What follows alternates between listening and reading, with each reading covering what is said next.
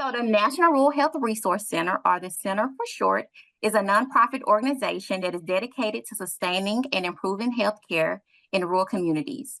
The center has served rural hospitals, clinics, and other providers nationwide for over 25 years in the following core areas: transition to value and population health, collaboration and partnerships, performance improvement, health information technology, and workforce. So the Delta Regional Authority, DRA, and the Health Resources Services Administration's Federal Office of Rural Health Policy have partnered to support the Delta Region Community Health Systems Development Program.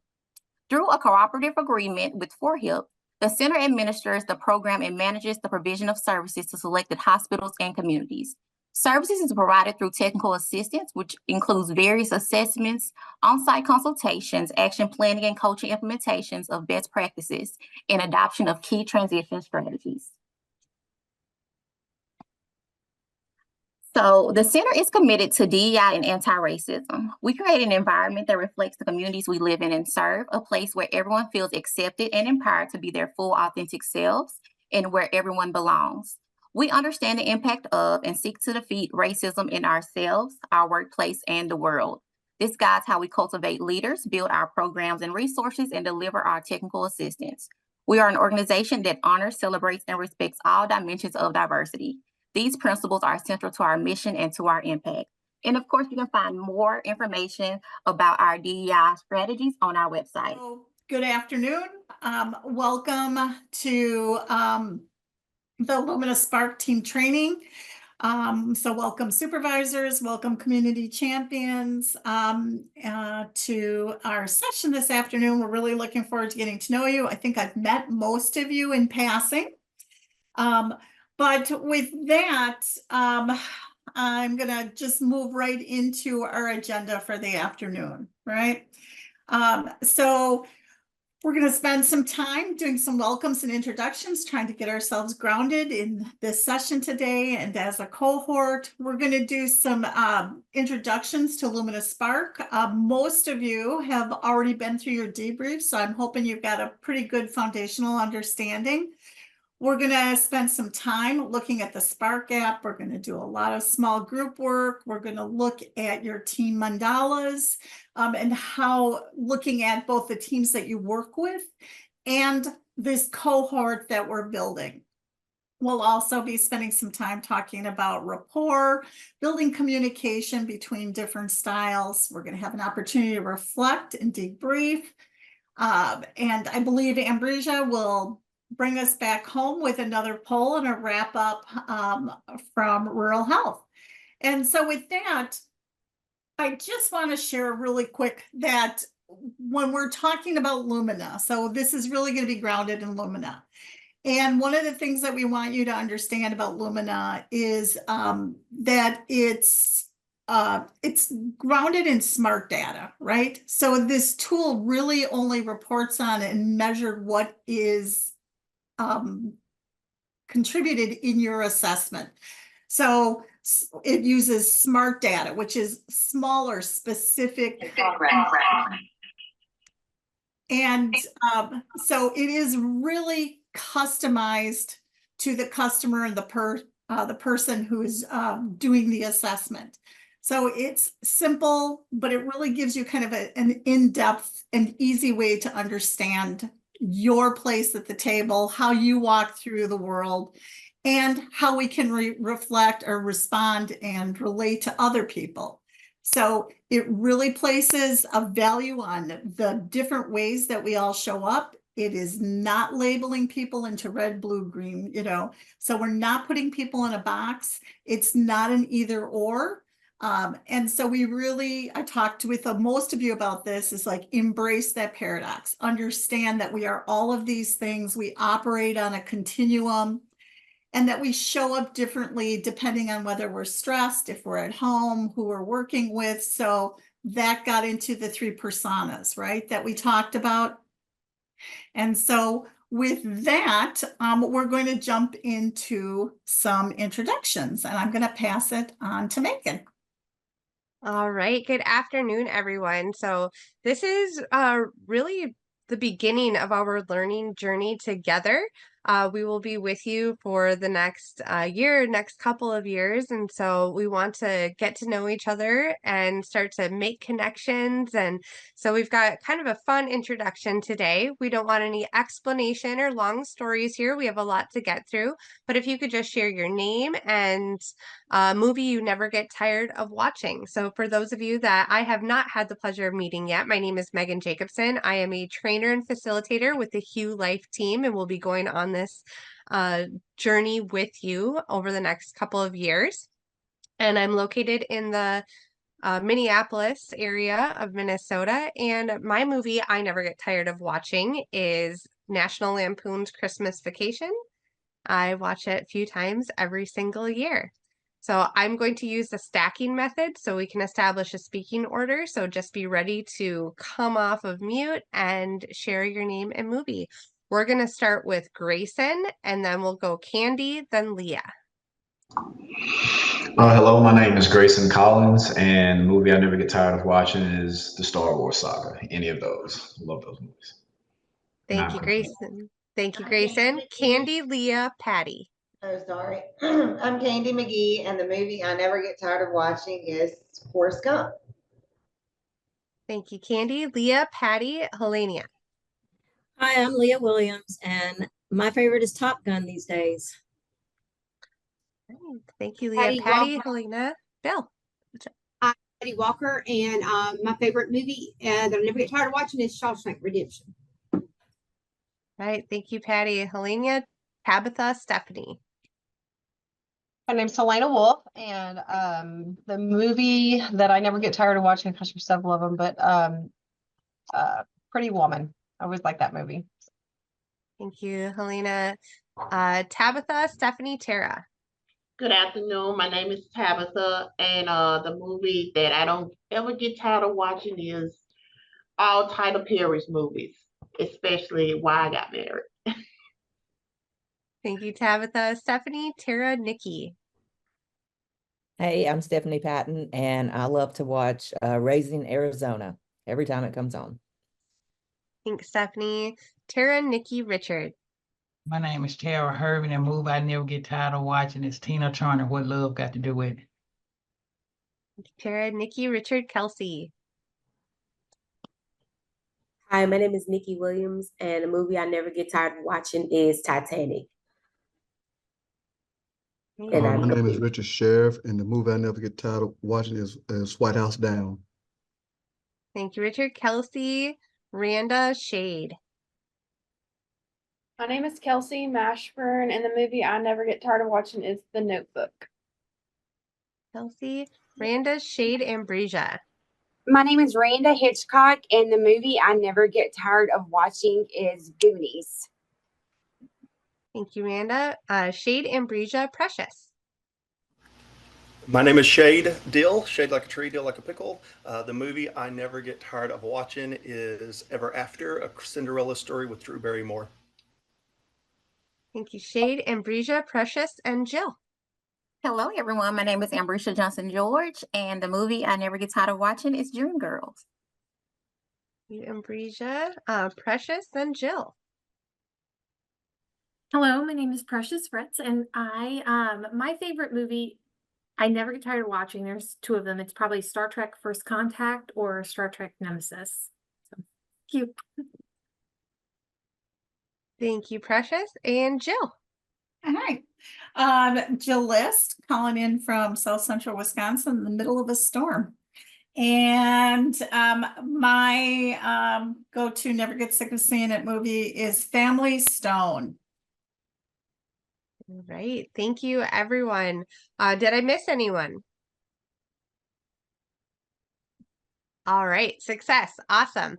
So hopefully throughout all of these learnings and the opportunities that the center provides you, that we continue to grow our community and grow our connections with one another, and that through this time, we all become great resources to one another and build some really great connections and relationships.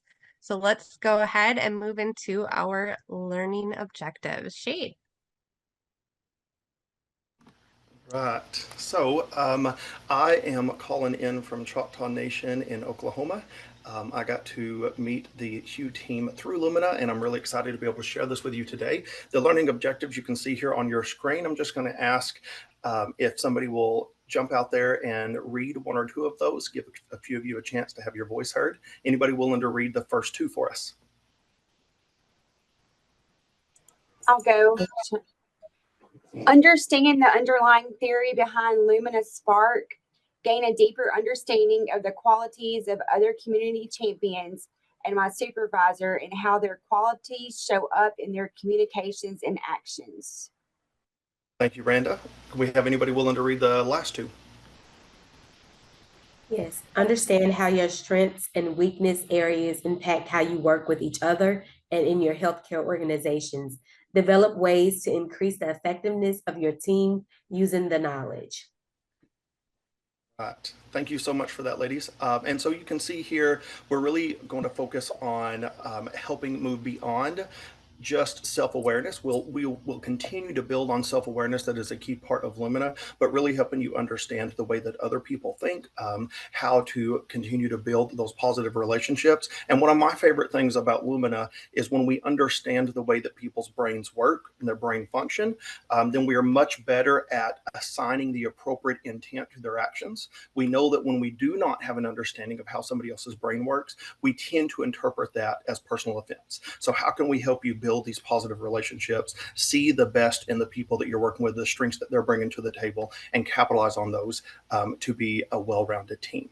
So if we look at the next slide, you see Lumina Learning's 4 principles, and we start at the bottom of the pyramid here with self-knowledge. My understanding is that most of you, if not all of you, have already had your individual debrief from Lumina with Jill, and you took the time to go through your portrait, to dive into those 4 colors, 8 aspects, 24 qualities. And so they can see self-knowledge is just growing our own consciousness of our natural preferences, behaviors, reactions under pressure, and noticing what triggers our overextended behavior. Self-awareness is not something that we have been good at as a society for the past couple of decades. We don't teach self-awareness very well in schools. We don't teach emotional intelligence through very well in colleges, and it's something that is not always covered in a professional setting either. Before we can develop any sort of leadership development or professional development, we have to be willing to start with that self-knowledge, which is why it's at the bottom of the pyramid here, the base, as we grow in our awareness and grow in our ability to work with other people. Moving on up the pyramid, you get to valuing diversity. As you learn more about yourself, it becomes really easy to notice the differences in the way that other people think, and how they perceive value in the way that they communicate. And sometimes that can make things a little more difficult in that relationship. And sometimes those things create a really amazing balance. My wife is the opposite of me in Lumina Spark, and that creates some really good balance for our relationship. And sometimes it drives me crazy. And so just being able to understand that you're going to see that diversity and learn how to capitalize on those differences instead of seeing those differences as a barrier. Then we move into building rapport. As you realize that other people are different than you, there are some necessary things that we have to do in order to build on that relationship, build that rapport, tuning up and down our own behaviors to build rapport, reading the context and adapting our behavior. There's a cliche out there is, if you can't handle me at my worst, you don't deserve me at my best. That's not emotional intelligence, and that's definitely not something that's necessarily appropriate in the workplace. Instead, what we want to be able to say is, I'm willing to give my best and willing to make some adjustments in my approach and in my assumptions about the way that you're showing up in order to build that effective relationship. Then at the pinnacle there of the pyramid, you have co-creating results, collaborating purposefully with others on those shared goals. And that's the goal for all of us. How do we work together in the most effective way to get as much done as possible for the people that you're serving and the very important work that you're doing for rural health?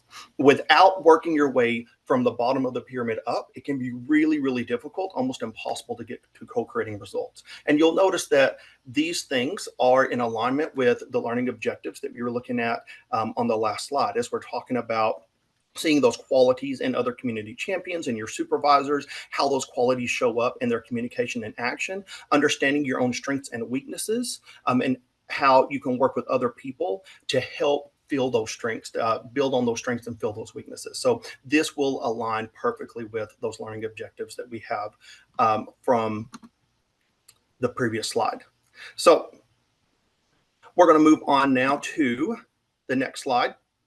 And one of the things that makes Lumina different, Jill covered some of this earlier. Lumina is all about this smart data, really being very specific about only pulling information according to how you filled in the questionnaire.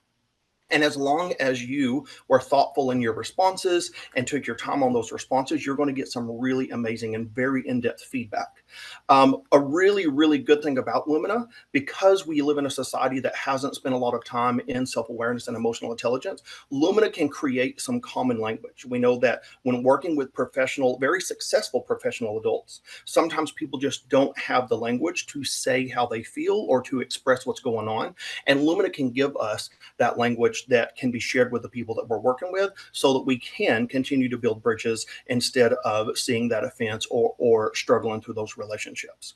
Another really great thing about Lumina is that Lumina values different ways of being.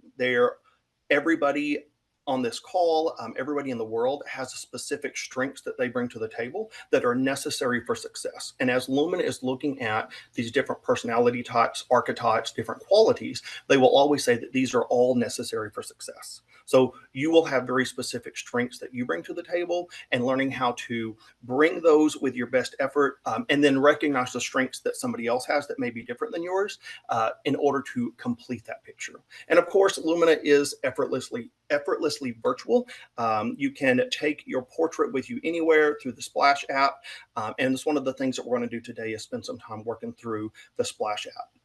So some really great stuff that comes from Lumina in order to give you an effective tool for self-awareness and for building those relationships in your professional settings. So we look at what this is based on. If you've ever researched the theories behind personality assessments, then you've heard of the Jungian model or the Big Five. Lumina is built around the same research. And so you can see here that we're looking at empirical, data-driven, independent research from the 5 main factors in the OCEANS model. And OCEANS just stands for the acronym that you see in blue in the black circle: openness, conscientiousness, extroversion, agreeableness, and neuroticism.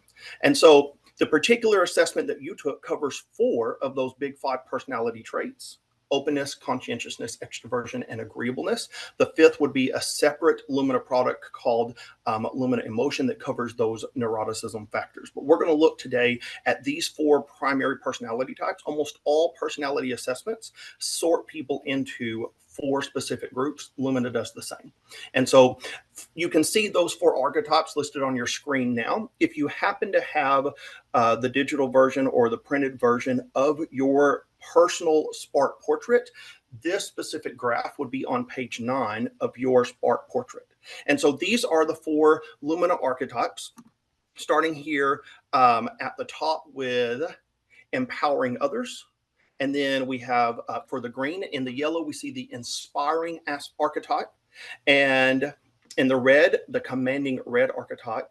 And for the blue, the conscientious blue archetype. Now, this is somebody's results. We're not saying that green is the best and blue is the worst. This is just an example of someone's. One of the things that Lumina does say, and that we will remind you of today, is all 4 of these are necessary for success. And Jill brought up earlier too, every one of you have a score in all 4 of these very specific archetypes. Even if, like this person, your score is very low, 3% in one of them, that ability is still there within your psyche, within your brain function, which means that you can capitalize on growing that. You can invest in growing the things you score low in and really using your strengths to the best of your ability. We don't ever want Lumina to become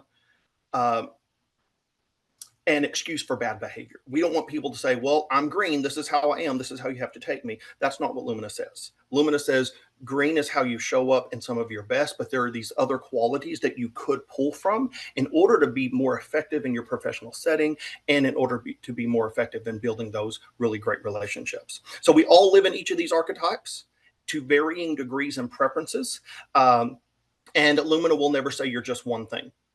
You can pull energy, and you should be able to pull energy from all four of these. Every one of you can think of a time in your life when you've been very green, where you've really been people focused, where you've been doing your best to take care of others, to put your own needs aside and support other people. Every one of you can think of at least one time in your life where you've been inspiring, where you've had some amazing ideas, where you've been willing to challenge the status quo. You can think of times in your life, every one of us, where we've capitalized on that commanding red aspect of our personality, where we're willing to speak the truth, where our competitive nature kicks in. And every one of us can think of situations in our lives where that conscientious blue tunes up. My score on conscientious blue when I first took this assessment was 1%. And it's something I'm still growing. The last time I took the assessment, it had grown to 5%. So yay me, personal growth. But I know that that conscientious blue does show up for me when I go to Walmart. I have a plan to get in and out as quickly as possible without having to backtrack. And so even though I score very low in that, it's still there. And I have the ability to continue to grow those skills. So we don't want this score to become, like we said, an excuse or to become a stumbling block. We want this score to become a springboard for you to see and identify your own strengths and to see ways that you can continue to grow to support your team, and maybe see those other people, if you score low in blue like I do, who's somebody on your team that scores very high in blue that you can partner with to create that necessary balance. Any questions so far? I know that I talk really fast and sound like a John Wayne movie, so. All right. We're going to continue on here looking at the 8 aspects from the 4 archetypes. Lumina expands that to the 8 aspects. You can see here on the mandala on your screen, between people focused in the green. Yes, I'm looking at myself on the screen and it's that way actually. Between people focus on the screen and big picture thinking, there's that inspiration driven. Between big picture thinking and outcome focused, there's that extroversion. So sometimes people will score very close, very similarly in 2 different archetypes. And that's where you get some of that overlap, the inspiration driven, the extroverted, the discipline driven, the introversion. The overlap between those 4 specific colors or primary archetypes. So Lumina expands that to the stop sign figure so you can see all 8 of those aspects and how they overlap. And then each of those aspects is also expanded a little further into the 24 qualities. All 24 of these qualities are necessary for success. All 24 of these qualities are somewhere within your psyche, and you have the ability to grow these things. Now, this being said, we're going to do our best today to give you a general overview of Lumina, to give you an understanding of the way that this works. However, we don't want our explanation to be so general that it creates stereotypes, because that's not the case.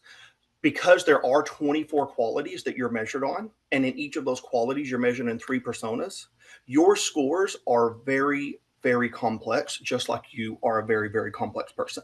So as we're working our way through some of the general explanation of these things, we want to continue to remind you that this is a very complex process and a very complex set of scores, and we can spend weeks diving into this. So from the 8 aspects, we grow into the 24 qualities, and you have some very specific scores on all 24 of those qualities. And before we end today, we're going to talk about some of those scores and look at some of your paradoxes. So if we look at our next slide here, exploring paradox. Lumina says that anything above 60% is considered a high score. And a paradox, according to Lumina, is going to be when you score above 60% in opposite ends of the spectrum. I'm going to ask Megan or Jill, can we go back to slide 9? Jill brought up the continuum, and you can see here on slide 9 that the mandala is just a Sanskrit word for circle. That's all it means. It's in that circle on purpose. So when you look at qualities or aspects that are close together, you're talking about, you can see where people might score similar to you who have a similar personality type. However, because of this continuum, you can also see opposite ends of the personality spectrum. According to when we look at the 8 aspects, outcome focused in the red is the exact opposite personality type of people focused.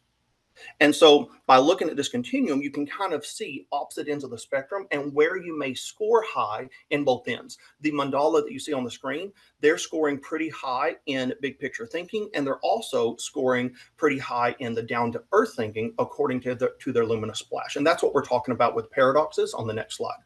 So as we move into this, paradoxes can be a struggle if we're trying to find that necessary balance between opposite ends of our personality, or paradoxes can represent a really effective version of yourself, a really effective version of how you show up.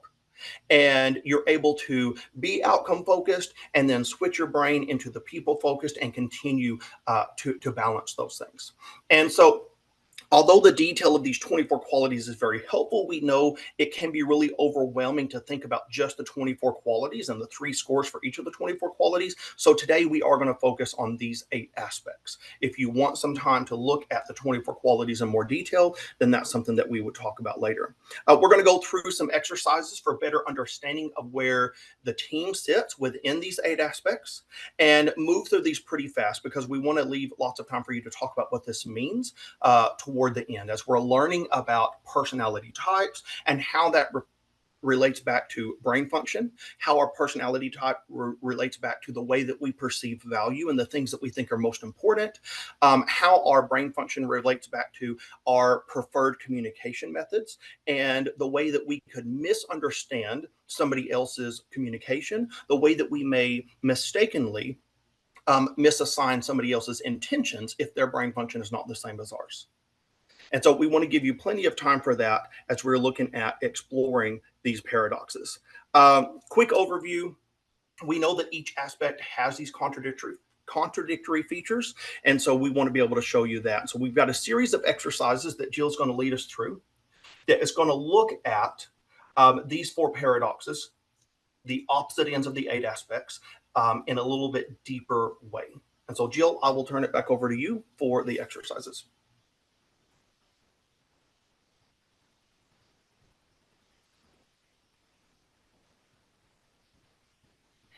I know. I was going to say that was fast and furious and lots of information there shared. So before we jump into this next activity, I'm just going to pause for 1 minute and see if anybody has any questions of clarification, curiosity that we should address before we move forward. At any point, I know Ambrosia said this before, put it in chat, stop us, ask. We really want to hear from you if you have questions. So hearing none, I'm going to assume we're safe to move forward here. So this activity, as Shay just said, is going to look at the opposing sides of extroversion versus introversion. And we're going to do this with annotation. And so we're going to annotate on this slide. And so what I would like folks to do is go to the top of your screen where you can see you are viewing screen. And you're going to see an option box with a drop-down arrow. If you click on annotate, you'll find a new toolbar that will open. So let's get there. Get in directions again.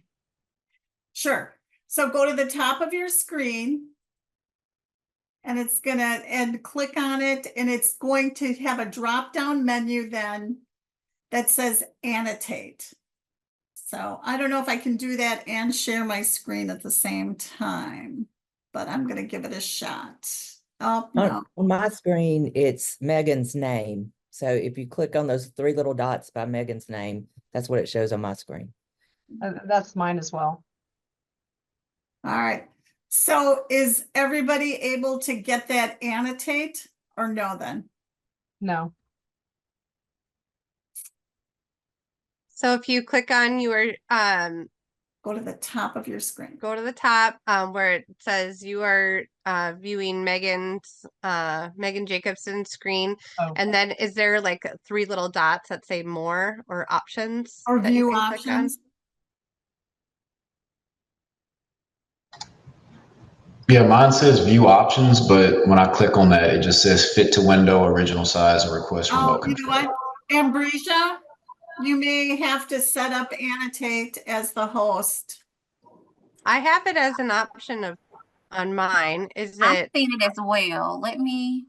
I was able to find it under that option. I was able to get it as well. Okay.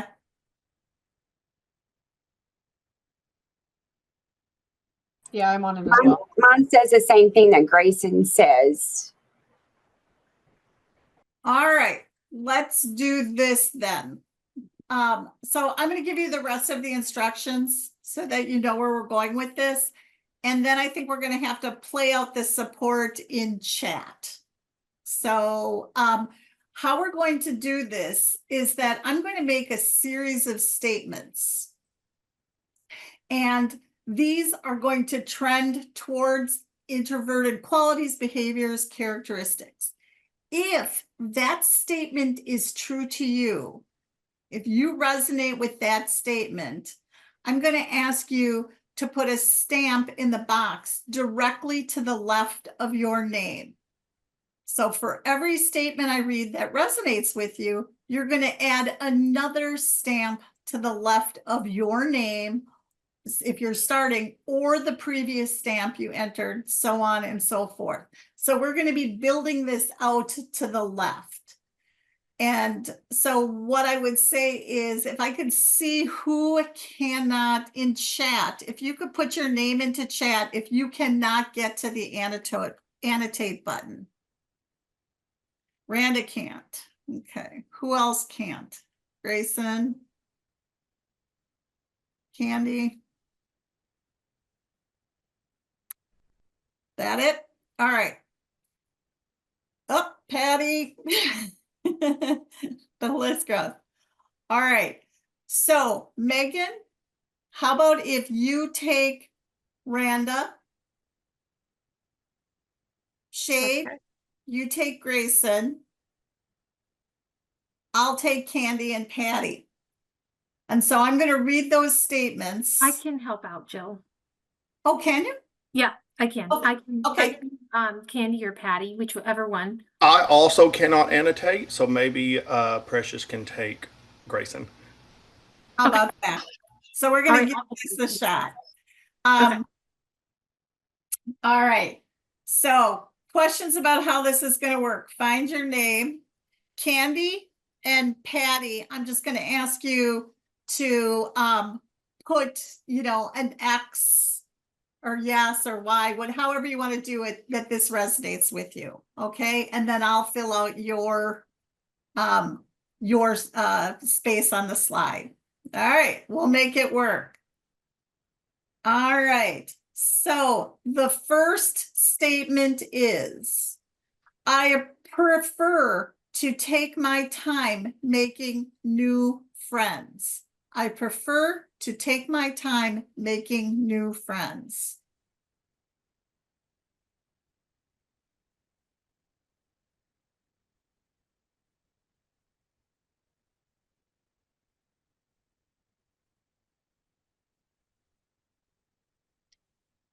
And Jill, if you are saying yes to any of these, you're going to want to put your stamp in the first box to the right of your name. Thank you. On the extroverted side. Oh. On the introverted side. Oh. Sorry. We're sorry. Working. Yep. All right. So Leah and Randa, I gotcha. Okay. Oh, good enough. All right, Leah. So Leah and Patty, is that Patty? Are you the one that doesn't have access? Okay. All right. Next statement. I am considered a good listener. I work best in private one-on-one conversations. Yeah.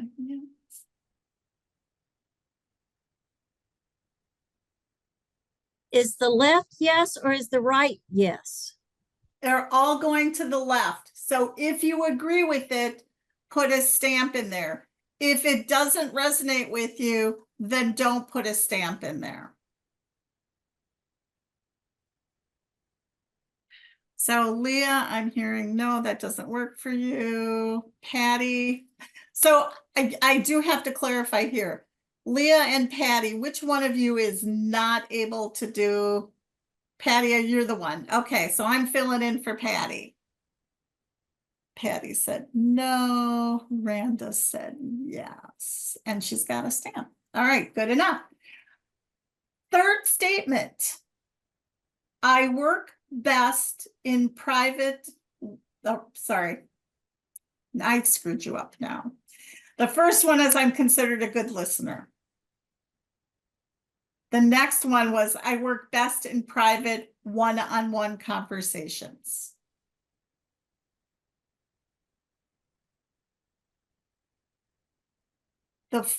Leah, no. Brenda, yes. Patty. Nope. Undo. All right.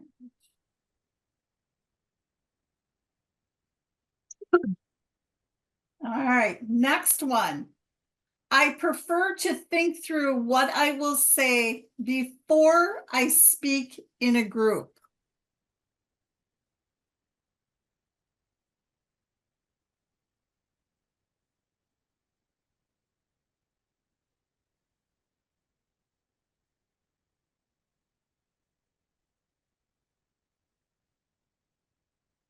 And the last one.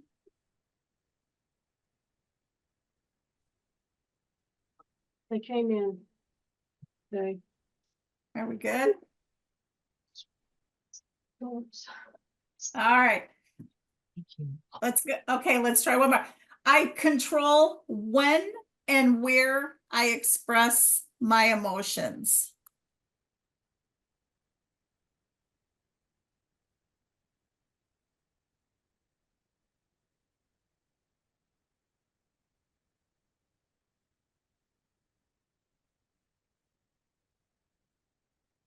And I listen to others before giving my view.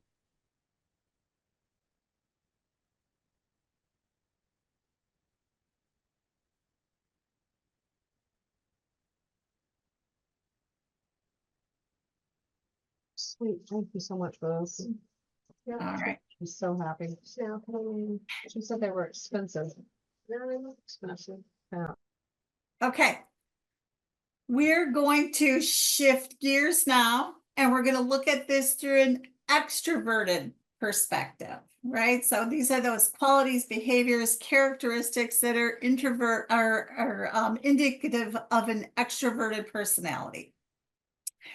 So first question, we're going to do the same thing, build out in those rows after your name. I am outgoing and sociable.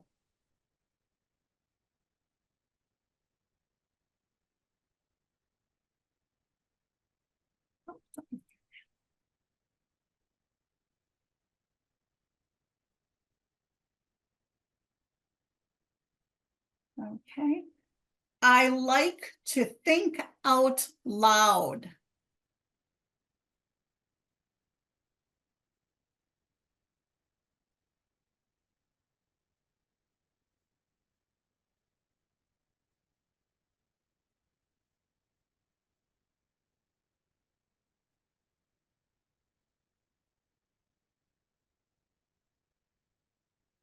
Patty, I'm assuming that's a yes on there. It's common for me to be bursting with energy. No, mine is a no on that last question. Okay. It is common for me to be bursting.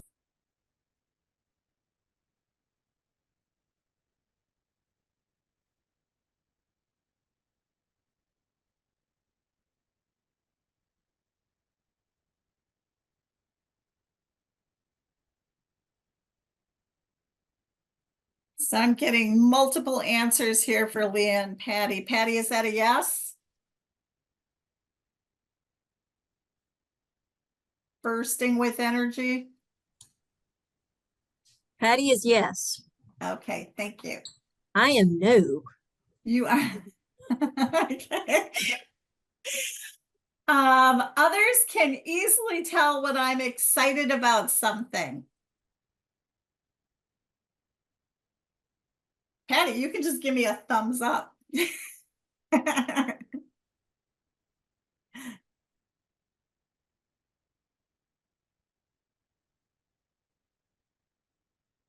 Sharing my thoughts with others really helps my thinking.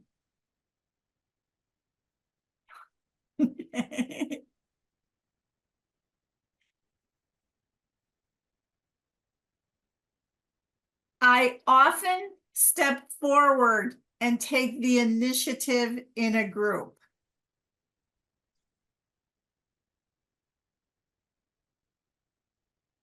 Patty, I was looking at this other screen. What did you say? Yep. Okay. Thanks. All right. So everybody's in, everybody's recorded. All right. So just to kind of recap this, take a minute, look at it. And if you guys want to unmute, just what's one thing that pops out to you right off when you're looking at this? It looks like we're very even killed on both sides. It looks like a lot of us are 50-50 kind of between the two. Yeah, so you're showing up on both sides, introverted and extroverted, right? And I'm an extrovert. Go ahead. I said I'm an extrovert. That popped out too. So the other, to look at that balance too for the collective cohort, right? How you've got a lot going on both sides. So I would guess that you all had an idea, a basic understanding what it means to be introverted, what it means to be extroverted. But in fact, you probably have a sense of which of these two qualities that you fall into. And most of us are fairly self-aware enough to understand this. But as this exercise points out, none of us are completely one or the other, right? People flex between the two. I like to say that we've got introverted people who live in an extroverted world and function just fine all the time. So it really is often situationally dependent.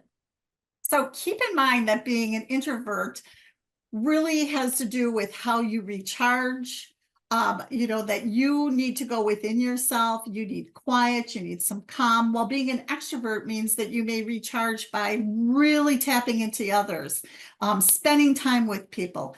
And this isn't to mean that people are, just super shy, sticks in the mud, or party animals. This really isn't what we're talking about. So it indicates a lot about how we process and navigate the world. What do we need to do to process things, to regenerate, in order that we can bring our A game? So for some of us, we have to have the data. We have to have time to process it. With others, we need to work collaboratively. We need to be able to talk it out. We need to be able to hear it and brainstorm with others. So this is what this exercise is pointing out. None of us are completely one or the other. We flex between the two depending on the situation.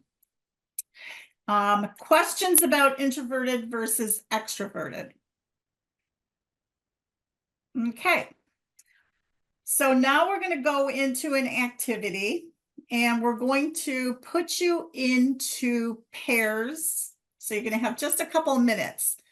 And I would like you to share with your partner what is one of your best vacations? Where'd you go? How did you determine what you were going to do when you got there? So you literally are going to have like 4 minutes for both of you to share with your partner about that vacation, the details about it. And when you come back, then we're going to share a little bit with the full group on what that process was like for you. So Megan, you have breakout rooms ready to go?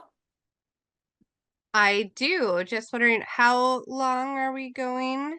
We're gonna give them 4 minutes, 4 or 5 minutes. All right. So as I said, when you're going into these breakout rooms, I really want you to think about what your decision process was. How did you make the decision where you're going to go? How did you make decisions about what you were going to do? And we're going to have a trio with Leah and Patty, I think. Which is fine. Bonus.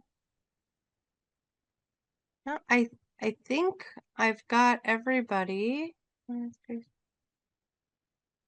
So Leah and Patty will just be together in their own room, and everybody else is paired up. Okay. All right, here we All right, go. we'll see you in about 5 minutes. Oops. There we go.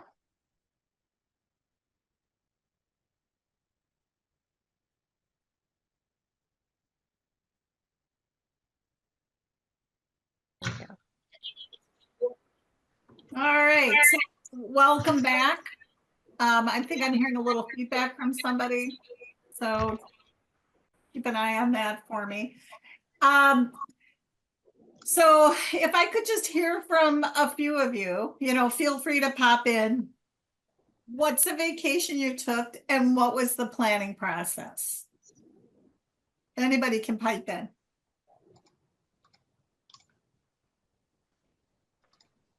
Well, I guess I would pipe in.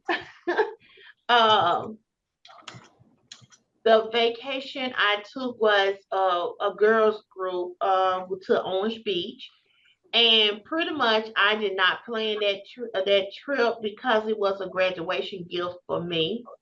And majority of the trips that I plan are done through family members or my friend girls. So I don't plan trips.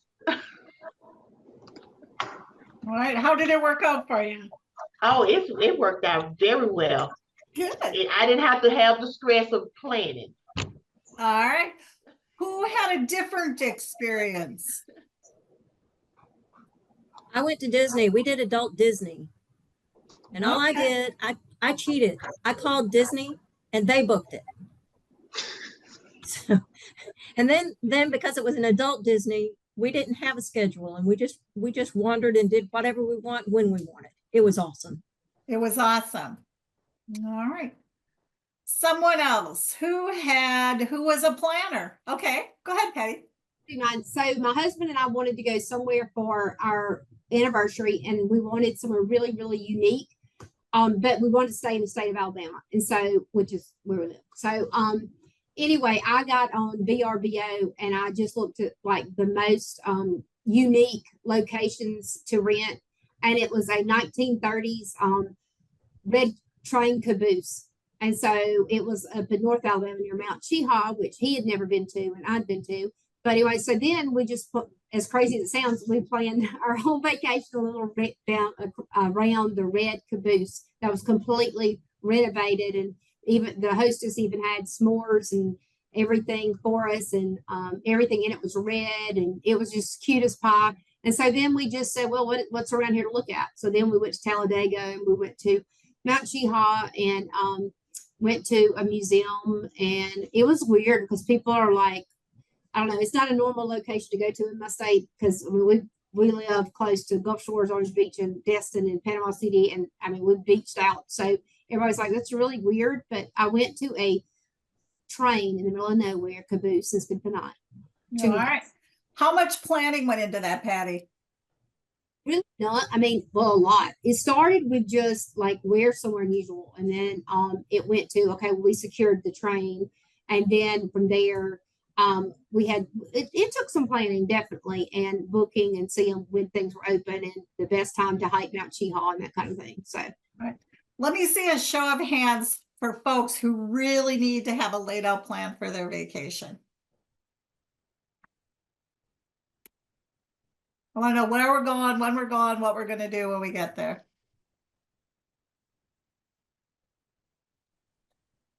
Wow. Only one. Patty, where did you go on vacation?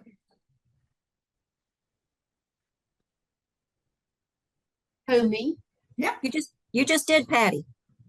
Oh, Who was, I thought that was who said no, that she needed a planned out. Oh, you're the only one, Patty. I think Helena and Stephanie said they love to plan. Am I right about that, Stephanie? Well, I prefer a plan. I'm totally fine if somebody else does it, but I do want to know what the plan is before I get in the car. And I'm one of those people who goes for the flow. I'll go anywhere once. I love it. I'll eat anything once. So if somebody else who can do the planning for me, I'm all about that. That's not the case for a lot of people, right? So we know that there are people who prefer doing things, knowing exactly what the plan is. They need to know that it's thought out. They need to know that we have a place to stay. And then there's those of us who like to fly by the seat of our pants. And then that kind of combination of both. So the two aspects that we're really looking at here are that inspirational and disciplined. So you can see that on the slide. Next slide. Yep. Grayson, did you have your hand up? Did you have a question? Oh. You're on mute. I just figured out how to raise my hand on here, but I was agreeing. I'm one of those people that I like to plan things out. Okay. I'm not a seat of my pants kind of person. Thank you for sharing.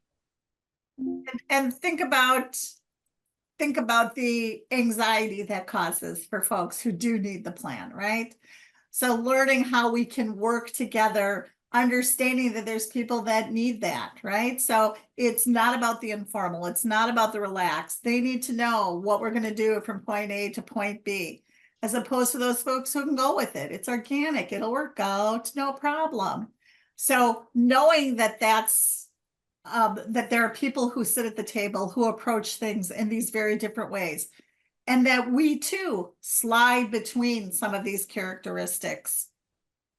So with that, questions about the last two, questions about introvert, extrovert, inspirational versus discipline. Okay, go ahead.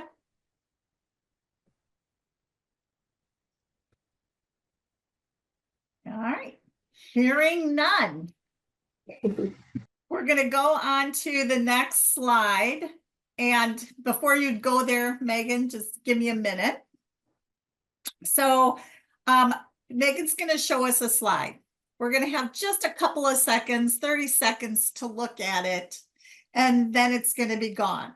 So what I'm going to ask you to do is, if you've got a pen and paper available or a Post-it note, anything that you can just keep track of it, I'm going to ask you to look at that image really quickly, and then I'm going to ask you to write down what you saw on that piece of paper. That's it. That's as simple as it's going to be. Write down what you saw, and you're going to have about a minute to write down your thoughts. All right. So are we ready?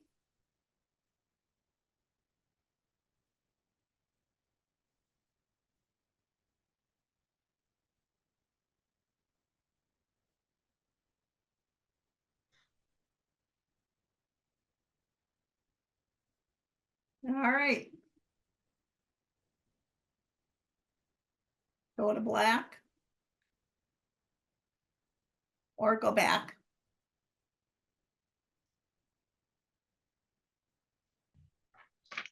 All right. That'll work. All right. I'll give you all a minute to write down what you saw.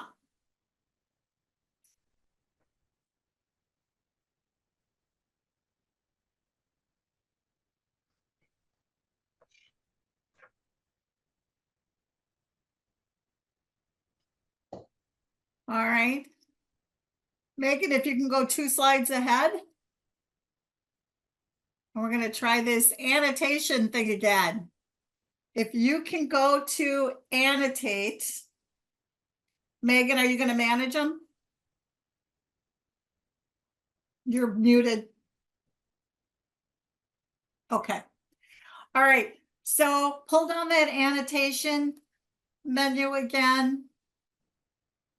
Do annotate, and then pick the T for text at the top of that drop-down menu. And then I'm going to ask you to just go onto the screen and type in some of the things that you saw.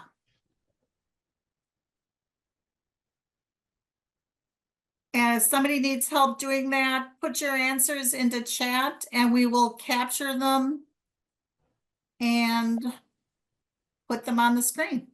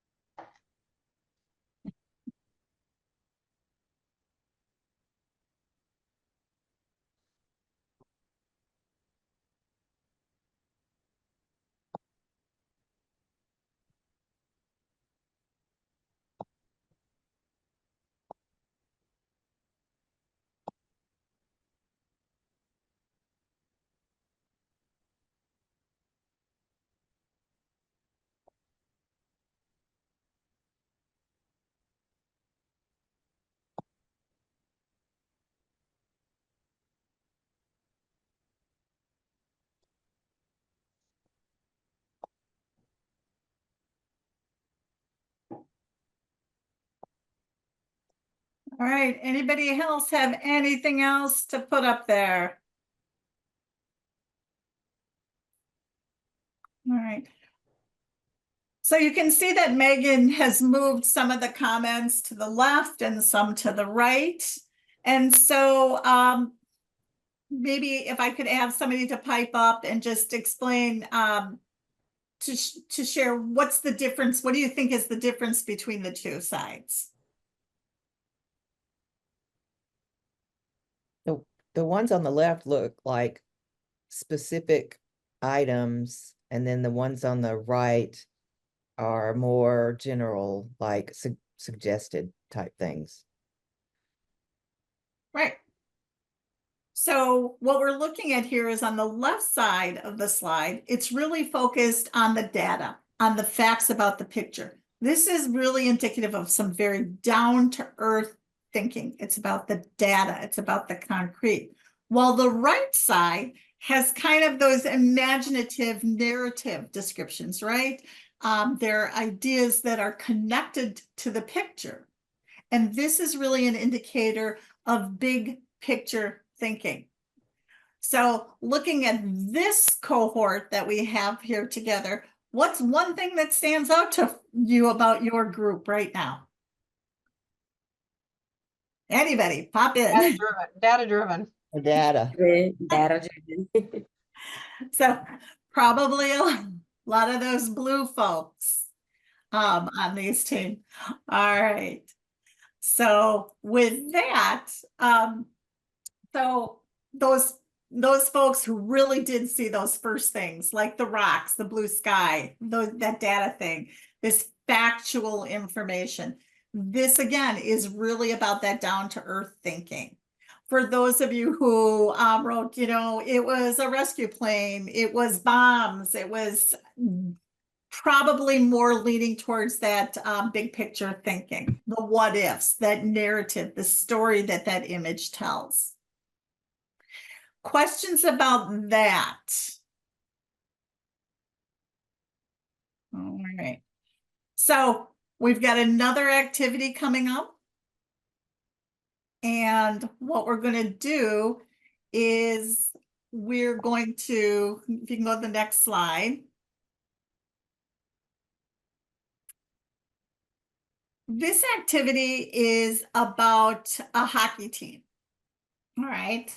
So we're going to play the role of a hockey coach. And so this is a team that you've been coaching all season and you're really invested. You guys have worked really hard and your team has been invited to your country's national championship in Canada. So the dilemma here is that you have 22 players on your team, but you're only allowed to bring 18 players. And I'm going to ask you in teams. So we're going to pair you up in breakout rooms, and in pairs, you decide who you're going to take. What is the criteria that you're going to use to make that decision as the coach? And so you're going to have, it's going to be really short and sweet. You're going to have about 3 minutes to do this. So talk it out quick. And Megan, are they ready to go? They are ready to go. You said 2 minutes? 3 minutes. 3 minutes. All right, we're good. All set? All right. Automatically.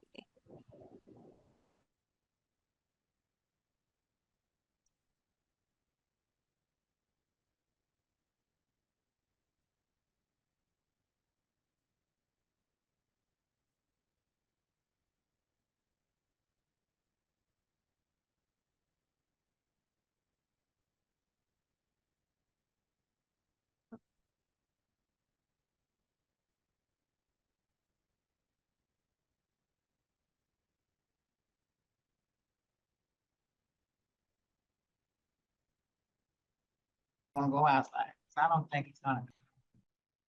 All right, Jill, we got everybody back. All right. All right. So who do you take? Who do you take? Yep. Who do you take? Share out. What was your conversation? All right. So our conversation was, number one, we're gonna look at the injured players. So if the players were injured, then they may not be able to contribute to the team as much. We're also going to look at experience, seniorship, because typically the seniors are more, they may be more able to operate like in a stressful environment like that. And we don't want to put that much pressure on, the new and upcoming lineup. We also are going to look at the team members who actually shows up, who are dependable, shows up to practice, who are reliable. And then those that are strong in their positions. So, who's the better blocker on the team? Who is the, who's our go-to individual? Who's our LeBron Jameses of their positions? Basically. Clark. Who's your Caitlin Clark? Yes, who's our Caitlin Clark? Absolutely. And Asia Reese's, absolutely. Both of them. I love both of them. Yes. So who approached it differently?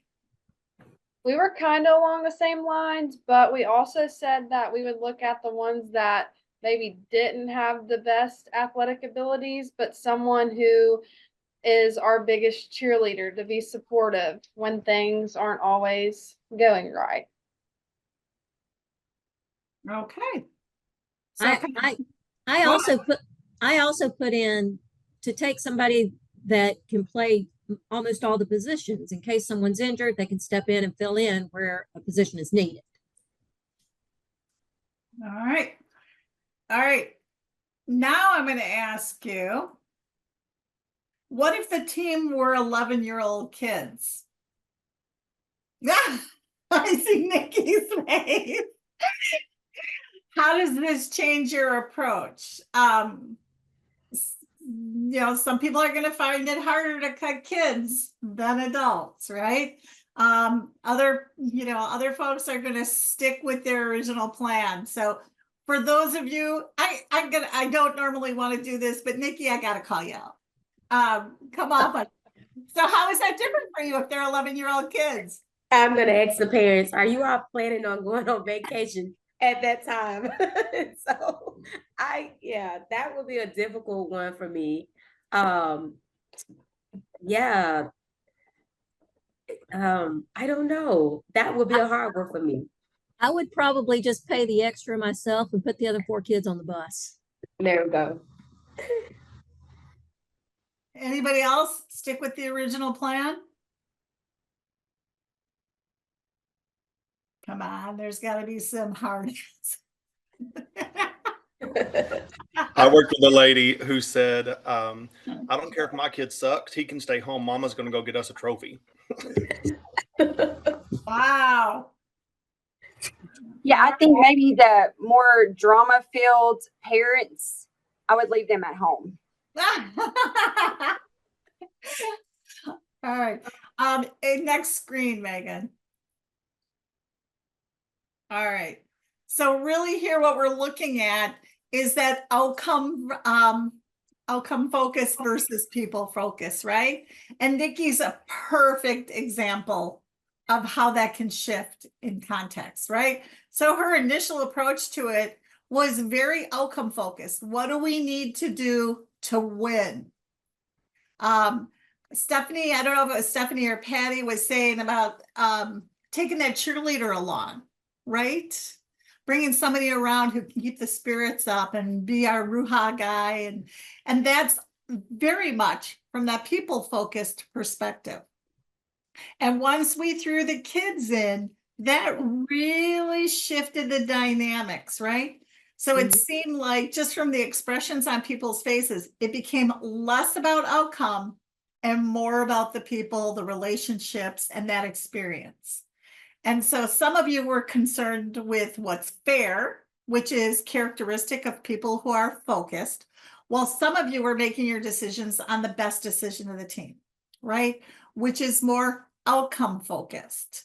And so we saw that, and Nikki, I don't know, maybe you wouldn't change your mind, but there was that ouch part, right? So maybe you would change your mind depending on the scenario. So both of these, they can coexist, right? We don't just have to take all of the kids or all of the players because it makes us feel good. We can still apply some criteria to that. And we need some of that critical thinking while still taking into consideration the fact that these are human beings that we're dealing with. And in your case, you're human beings serving other human beings. So it's just full circle for you guys. It's complicated. And so knowing that, even though that ultimately our concern is very much people focused in the work that you do, there's still criteria that needs to be applied. There are still decisions that need to be vetted. And so keeping that in mind, that this is not an either or. And with that, we've had you going here for a while now, so we're going to give you a break.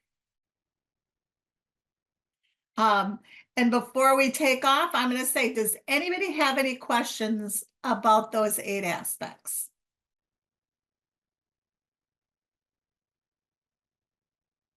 Okay. Take a break. What are you giving them, Megan? If you could come back at 2 o'clock and then be ready to open up those Splash apps or download if you haven't had an opportunity yet. So we'll see you at 2 o'clock. All right. So before we move on, one more time, does anybody have any questions about the material that we've already covered today? All right, next slide, and we're going to pass it back to Shane.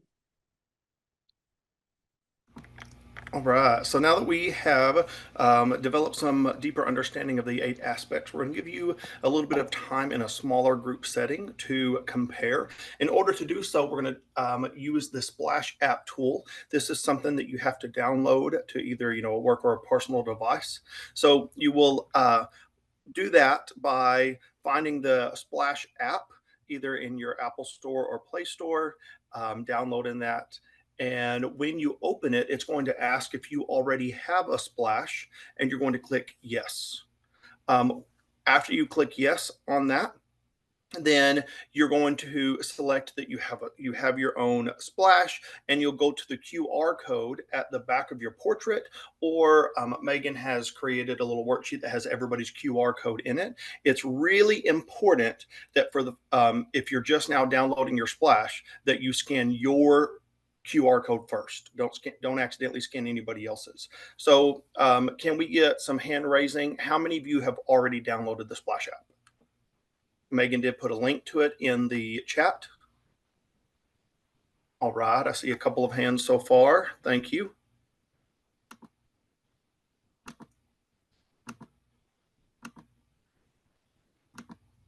This is an app that is free. Don't download anything that costs money, because you've already paid for it. And so make sure that you click on the free Splash app and scan your own QR code. What was going to happen here, Megan is going to put you back into some breakout rooms. And once you have your own Splash downloaded, the background in the Splash app should change to be the color of your primary archetype. For example, I'm primarily yellow, if you can't tell. So when I open up the Splash app, it's yellow, it has a yellow background. That's how you're going to know that you downloaded it correctly. Then we're going to go back to the compare button at the top of the app, and that's going to give you the option to compare to somebody else. You're going to compare to whoever Megan puts you into the breakout room with, and you'll go to that worksheet that she has that has everybody's QR codes listed. So for example, if I were paired with Jill, then I would go to that worksheet, find Jill's QR code, click on compare in the Splash app, download a splash. I would scan her QR code, and then it's going to allow me to compare my splash to her splash. Are there questions here? Is there a way for me to say this with more clarity?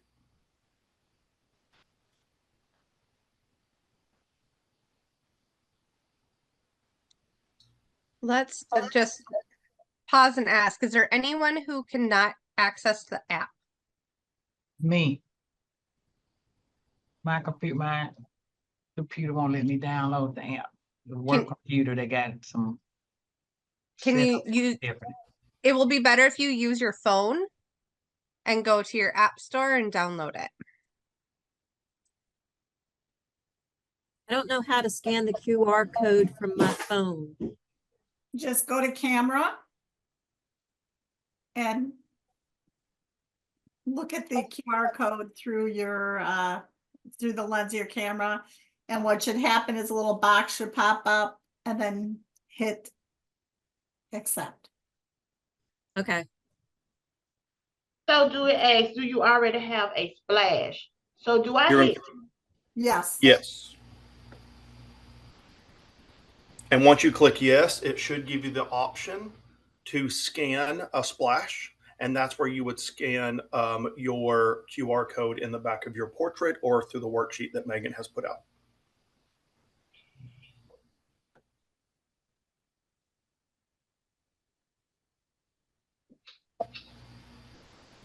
Anybody else as we are working through this process?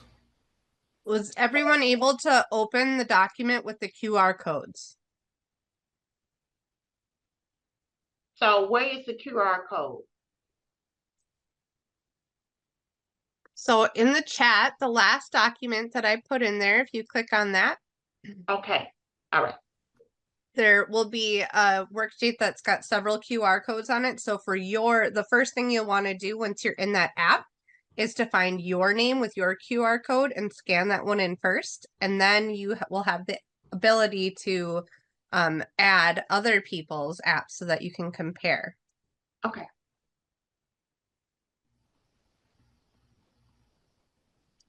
So once you are in your breakout rooms, you'll want to scan the code of the person you are in your breakout room with so that you are able to do some comparisons. So was everybody able to open up the document with the QR codes? Once you download the app on your phone, where do you go? Within the app, it should ask if you already have a splash, and you would just click yes. Okay. And most of the time it will then it'll give you the option to scan. There should be an option to click scan your splash or your QR code. No, I'm doing it. I'm not doing it. Tawanda, can you step here 1 minute? Cause this thing ain't doing it. And so it will open up the Splash app. Scan splash code. This is all code. When you open up your Splash app, there should be an option for you to import a splash, and then it will give you the option to scan. And typically when you click scan, it automatically opens your camera so that it can scan the QR code. No, that one. Do you see a button that says import or scan? Yes, I don't scan the wrong person. How do I get his off of mine? So once you have your thing popped up, it'll have your Splash account and it'll say your name. And then on the right, it'll have a little button that says compare. So once you get your information, so focus on getting your information loaded. Once you have that, you'll have a compare button after. It'll be your name and then compare. And then that's when you'll hit the compare and be able to scan the QR codes. I just opened my app to see what it looked like. Right.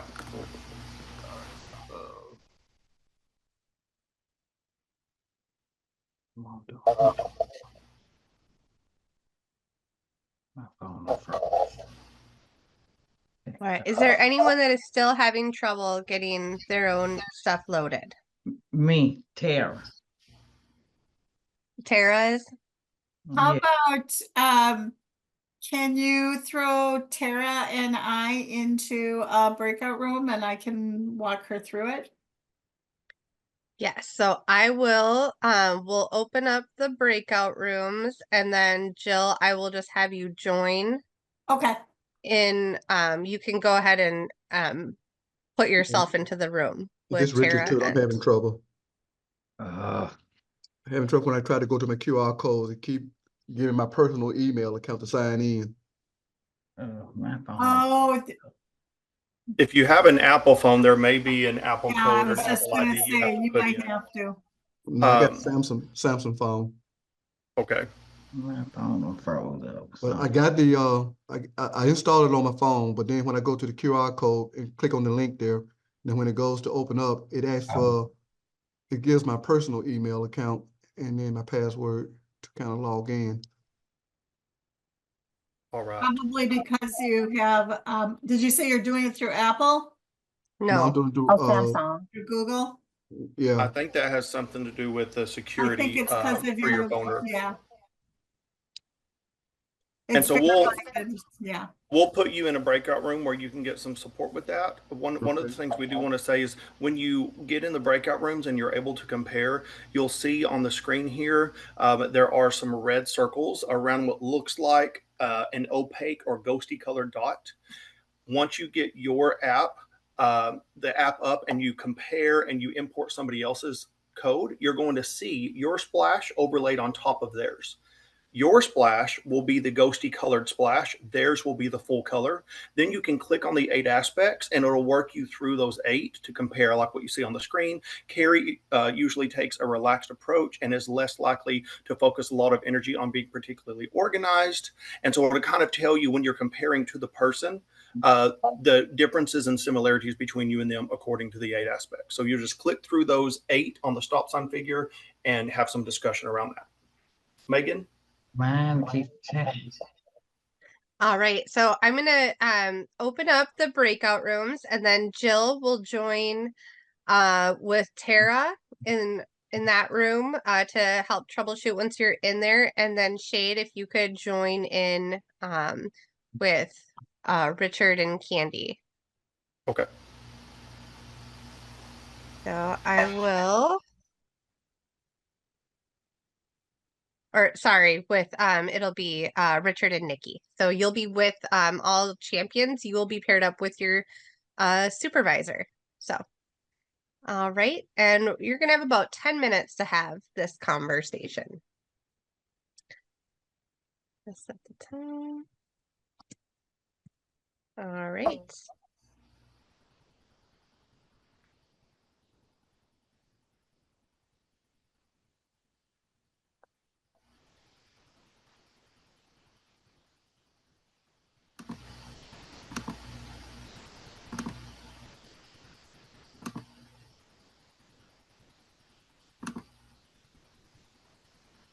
Shay, do you need me to move you into the room? Yes, I'm not seeing my option to jump in there. Okay. Thank you.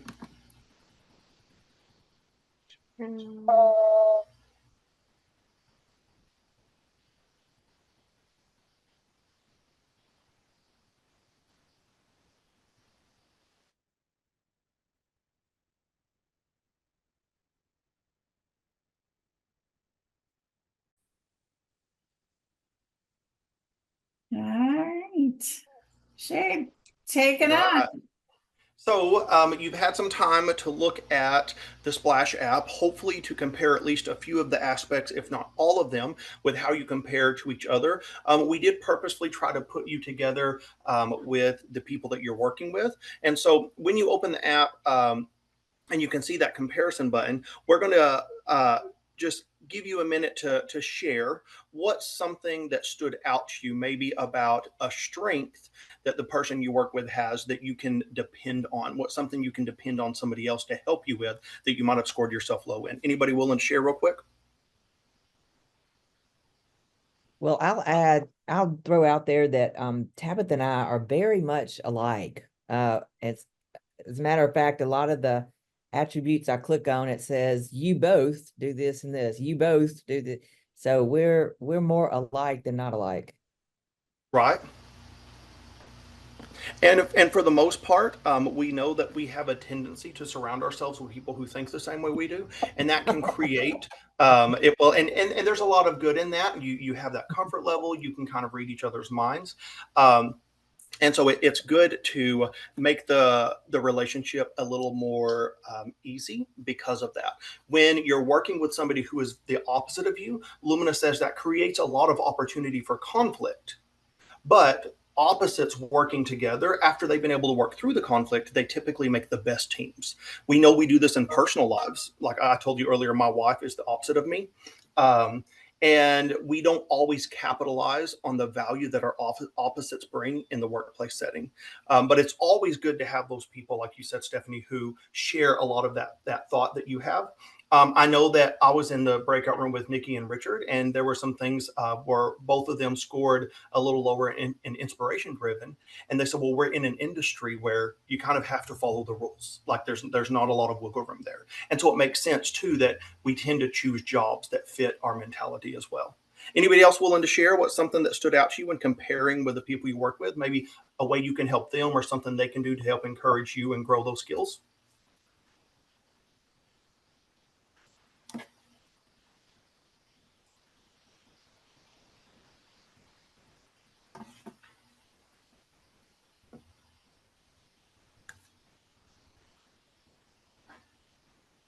Be brave.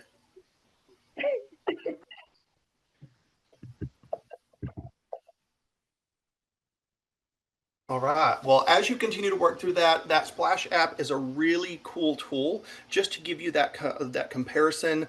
I really appreciate on the teams that I work with being able to say, blue is something that the blue in down to earth is something I score low in. Who are the people on my team that are good at that? So when I need some evidence, when I need some data, when I need somebody to talk me out of the clouds because I score so high in the yellow end, I can go to this person and they can be that balance for me. And it's really important for you to see we have a tendency to interpret those people who are our opposites. Sometimes we label them as a problem or hard to get along with or hard to communicate with. But once you're able to work through that conflict, Lumina says you will make the very best teams by creating that balance and capitalizing on working with your opposites. So we're going to look at this now as an overall team view. Megan has put a team mandala on the screen here. And what you see is the mandala with some dots. The dots represent each of you. And so if you look at the list of names on the right side of the screen, you can see your name and what color your dot is. Then you can go find your dot in the mandala. Now, the reason we're doing this is because we're going to look at these 3 different personas that Lumina measures: underlying, everyday, and overextended, and see how your personality, your responses might change in different settings. The one you see here is combined persona. It's averaging your scores from underlying, everyday, and overextended together. So we're giving you this team viewer really quickly just to see where your dot is. And there's some things I want to be able to point out to you. For example, in the green set of dots, you can see a larger opaque dot. That represents your team average. So this group of people who are being displayed on the team viewer that you see, their average combined persona is that big opaque dot. You can also see that there are some dots that are really close to the edge, and there are some dots that are a little bit closer to the center of the circle. The position of the dot makes a big difference. So I'm trying to see here, Kelsey. I can see that Kelsey's dot is really close to the people focused on the green end of the spectrum. But if you compare that, you have LW, Leah, her dot is further to the inside. And what's that telling us is in this overview, Kelsey is scoring a whole lot closer toward the people end, the people focused end. Leah's there. She's in the people focused end of the spectrum, but there's something from the opposite side that's still pulling on her closer to the center. That can represent one of 2 things. We've already kind of introduced paradoxes. That can be Leah having a good balance. She's very people focused when she needs to be, but when she needs to step into that outcome focus, she can. Or that can be some internal struggle for Leah. I'm this way, but I want to be the other way, but I don't always speak up when I should. Lumina can't tell you which it is. That's just something you have to know. So if your dot is closer to the inside of the team viewer, you have to decide, does that represent balance in your personality, or does that represent some sort of internal struggle? So we're going to go on to the next slide and look at your dots. Some of your dots may move pretty dramatically, and that is okay, because what Lumina has done here is given you your scores just in the underlying persona. So we measure your personality, your typical response, in 3 different settings. The underlying persona is going to be your most likely response in your most comfortable setting. We sometimes refer to this as your at-home self. When you're around people who know you, you don't really have to pretend. You can just be yourself. You don't have to think about the way that you act or the things that you say. If you work with a group of people that you're really comfortable with, this underlying persona could show up at work too. But for most people, their underlying persona is going to be kind of an at-home self around those people they're most comfortable with. So how many of you, if you don't mind just putting a little hand raise icon in there, how many of your dots are in a dramatically different place on this screen compared to the last screen? How many of your dots moved pretty dramatically? One side to the other. Is Mo gone? There you go. All right, good. All right. Bouncing from one side to the other. All right. I do notice that there was a whole lot of green dots on the last slide, and now we're seeing much fewer green dots, and there's more dots in the blue and more dots in the red. And that's not uncommon. We know that, like you said, our underlying persona is an unconscious version of ourselves, and we're just, free and easy, just being ourselves. And that's what you can see here on this dot. Now, this is a snapshot. It doesn't mean this is who you are all the time, because in every persona, you have measures for all 24 qualities. But this is just saying your most likely response in this setting is going to be here. So those people on the green end of the spectrum, at home, they're taking care of everybody. They're putting their own needs aside. They're probably momming everyone, making sure everybody feels loved. Then you move into the outcome focused end of the spectrum and notice that the team average dropped into the red as well.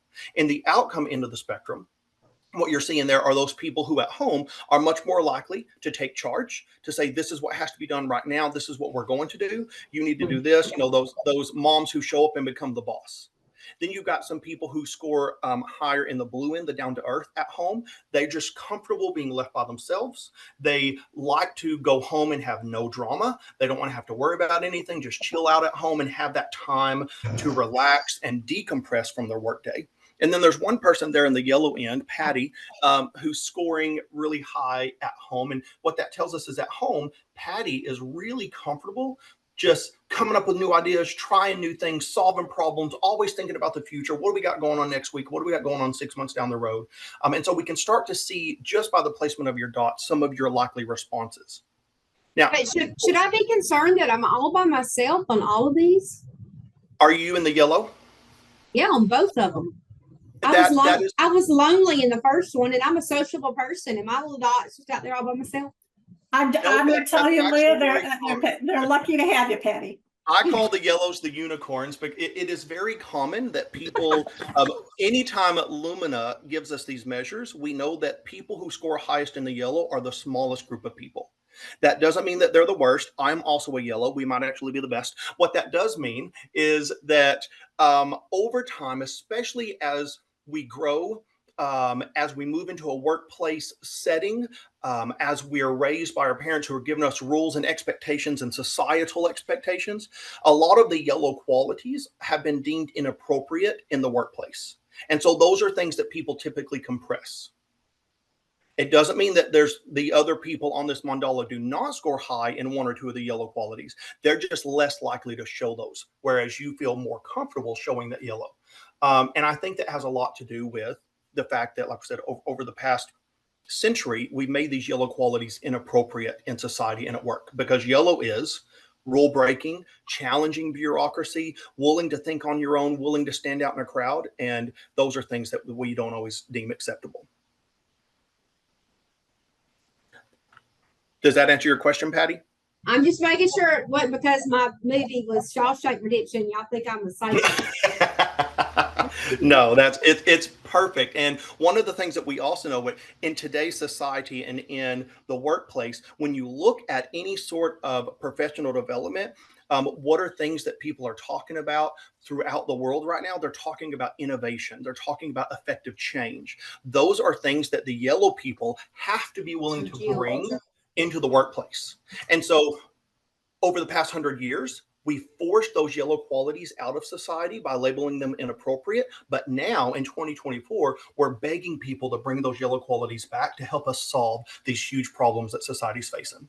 So it's actually a really good thing. And more people are going to start seeking out those yellow qualities. All right, let's go on into the everyday persona. And I want you once again to find your dot and notice how much your dot moved. How dramatic was the shift? Because we know that in our everyday persona, we are making a conscious choice about how we show up and about how we want people to perceive us. And most people will either really tune up an aspect of their personality or really suppress an aspect of their personality when they come to work. I'm gonna let you know that I have your letterhead in your And so one of the things that we're looking at here is this is your most likely response according to how you completed the questionnaire about yourself in a workplace setting, in a professional setting, where you're trying to fit societal standards or workplace standards. Now, how many of you once again could raise your hand and say your dot moved dramatically to a different place?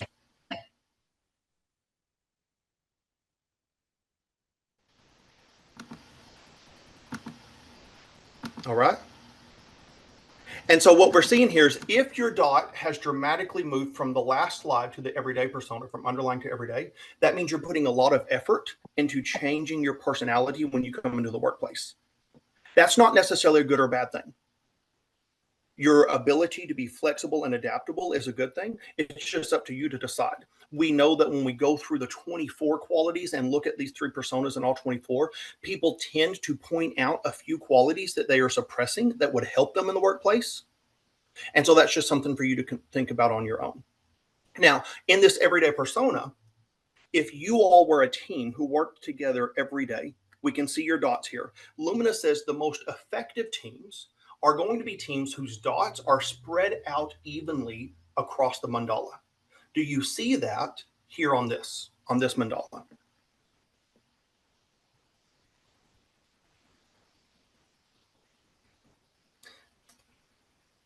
Anybody willing to jump in and say, based on what you see, do you feel like this team would be balanced, or do you think that there are some gaps here for this team? We have some gaps in the inspiration-driven area. All right. And another thing we notice is the opaque dot that shows your team average jump back into the green. So at home, you all as a team are much more comfortable in the red end of the spectrum, being in charge, getting things done, not afraid to tell people what to do. But when you come to work, your team average jumps back into the green. Much more collaborative and accommodating. Don't want to tell other people what to do, but will hear their opinions and try to make it work for them. Is that a workplace expectation? Is that because you're in health? What do you think creates the shift from you all being more red at home to suddenly being more green at work? Anybody willing to share? I think at work, you're just more willing to be accommodating and making sure other, like a people pleaser, kind of trying to make sure Right. everybody teamwork kind of thing. And at home, it's like you're in charge. You got to get things, you got to get those things done and make sure everybody's doing what they need to be Right. doing. I know that it should be happening at work too, but I think you're a little bit more wanting to be a people pleaser at work, probably. Right. And I think too that at work we expect that we're going to have leadership and bosses who are supposed to fulfill that red end of the spectrum. And if that's not your role, then why would you do that?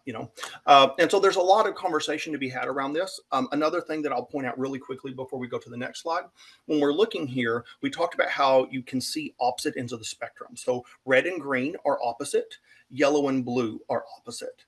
If you're scoring the opposite of somebody on your team, that means there's a whole lot of opportunity for the two of you to have some conflict in the way that you think and how you perceive value and how you communicate. But if you're willing to work through that conflict, there's amazing opportunity for you to be the best team. Lumina says opposites make the best teams. We said this earlier. We do this in our personal lives. We tend to choose lifelong mates that are our opposite, but we don't always take advantage of that in a professional setting. If we look at the next slide, what we're going to see here is how your personality changes in the overextended persona. Overextension is your response to stress when things are not going your way. And a really important thing about overextension is we slip back into subconscious. When we are stressed out, we lose the ability to pretend and put on that show like we were doing in every day. We show up in a good attitude at work. We're making sure we're following the rules. We don't open our mouth when we shouldn't. We're following the workplace standards. But as soon as you're stressed, you lose the ability to maintain some of those aspects of your personality that aren't really true to you. And so what you're seeing here is a subconscious response to stress. And I notice here, most of you jump into the green, which means that under stress, your most likely response is, I don't want to argue with you. Just tell me what you want to do and I'll do it. Then we have somebody down here in the discipline driven. Tabitha is down there in the purple. According to what I see here, Tabitha's most likely response to stress is, we've got a plan. This is what we agreed to. Don't change anything. If they changed, let them mess it up, but we're going to do what we said. We're going to stick to what we said. Then you've got somebody in extroversion. Candy is over there in extroversion. When she's stressed out, she just needs to talk to more people and get it all out of her head and get their opinions and maybe have some jokes and just chill out for a minute and have some conversation around this. And then you have somebody up there, who is it, Patty, in the big picture thinking. When she's stressed out, she's got big ideas. And they may not make sense to anybody else, but she's going to figure out how to solve the problem. And so we can see how your personality can shift when you're stressed out. And this is really important to note because how often are you stressed at work? If you say more than 25% of the time, people are getting to see this version of you quite a bit. And it's really important to note for all of you who score that high in the green, be very careful that under stress, you're not allowing what's important to you to be dismissed or allowing yourself to be run over just to concede to other people. It's important to know when you need to stand up for yourself if you're stressing in the green. So we can see some major shifts in your personality in these three different personas. We're going to go back now to the everyday persona and look at the way that your team compares And there are some questions we want you to be able to answer here. And I think we're going to go back to breakout rooms here. And so as you're looking at this mandala, there's some questions on the screen for you. What are you noticing in the team mandala? Where have you experienced real synergy as a team? Now, the team on the screen is everybody on this call. You may not all work together, but we want to give you some example. We want you to give some examples of the team that you do work with in your facility, in your area on a daily basis. When have you had some real synergy? When have you like thought, you know what, that person has a set of skills that I don't have and I'm able to support them in a way that they can't, and we work really well together? Where are there gaps that you can see on the screen, and where might there be gaps in the team that you work with every day that's not shown on the screen? So we want you to kind of consider with the screen as your example, and then translate that to the team you're working with every day to answer these questions. Megan, Jill, is there anything else I need to say here? No, in the chat there, I put 2 links. One of them, it says Team Viewer, which just, it's a document that has the last 4 slides. So it shows all 4 of those different personas, the overextended, everyday, etc. And then the link worksheet, it's will bring you to a Google Doc, and it'll force you to make your own copy so that each person can take their own notes. And so it has the questions we want you to be asking in that doc, and then a space for you to capture some of your thinking so that when we come back together and they ask for some examples, you'll have your notes there so that each team can do a little report out. Right. So we'll give you 10 minutes, maybe a little less, to do this. Yep. All right. Was everybody able to open up the worksheet?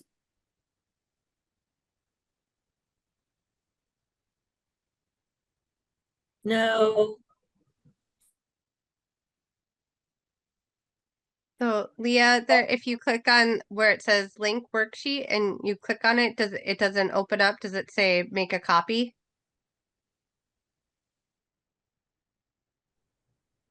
I'm having to sign in from a Google account that I don't totally. use. I do. It's on Patty Welch 035. Oh, I have the report. Yeah, I Okay. did. I'm with Google as well. All right, we can I'll broadcast this slide into your breakout rooms then so that you have all of the questions. So hopefully at least one person in your breakout room can have it. So if they can share the screen or guide the conversation, that would be great. If not, then I will broadcast this so you can still talk. Sound good? We're working on it. All right, so I'm going to go ahead and open up the rooms, but I will broadcast this slide in there so that you have the image along with the questions. How much time are we giving them, Megan? Oh, 10 minutes. So Okay. I just opened up the room, so now I need to stop share. Let's hold on. I just came in and you all were talking about delayed flights, and I'm stuck in Miami right now. Is that okay? Oh no, Nikki. Yeah, I was scheduled to leave Curacao. Well, actually, we were scheduled to leave Curacao 2 days ago, and we were on the terminal and getting ready. The plane had riled up, and we were getting ready to take off, and the check engine light came on the plane, so they were braking while we were literally on the runway, and we were delayed there for 48 hours. So I just got in this morning into Miami about 3 o'clock, 4, and we've been on standby. Now we can't fly out until hopefully Wednesday. I don't know. It's all up in the air. Yeah, it's bad. Wow. It's bad. Hopefully this is a Not a bad place to be stuck, though. Oh, yeah, that's true. All right. Hopefully Well, Lumina is a good diversion from that. It is. Speaking of Lumina, I'm gonna Shane, do you want to bring them back and reflect? And so on we it? give you some opportunity to have some discussion about the team mandala that you see that all of you are represented on the screen, but also to think about the people you work with who are not listed on the screen. So get at least one response before we ask the next question. What's something that you notice in the team mandala, or when you consider the people you work with, what works well, what doesn't?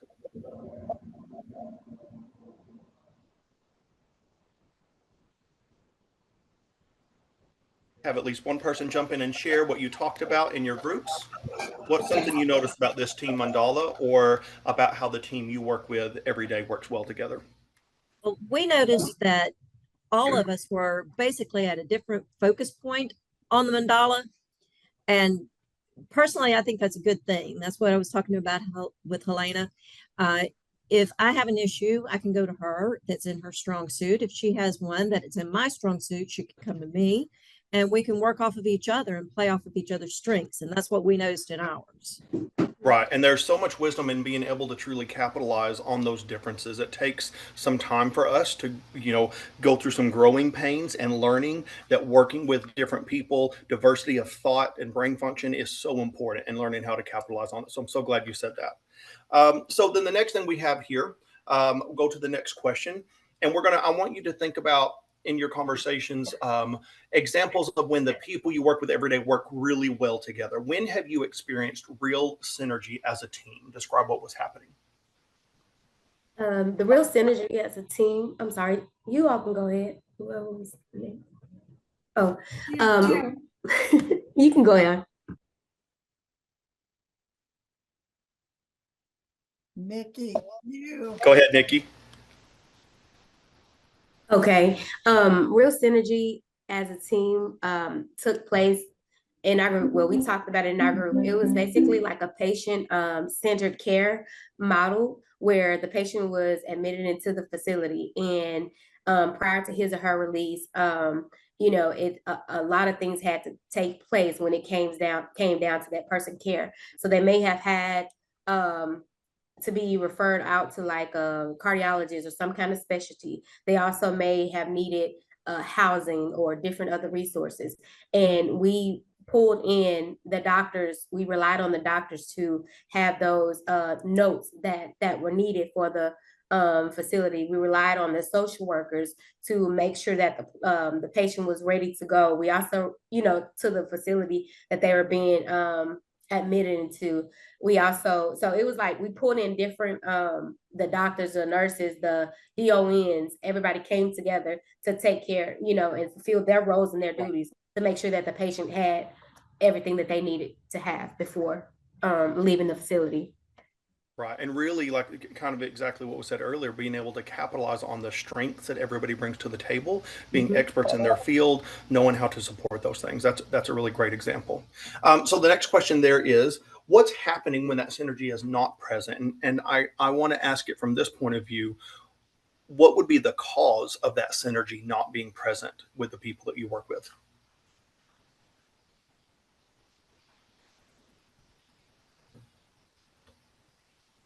Burnout. Right.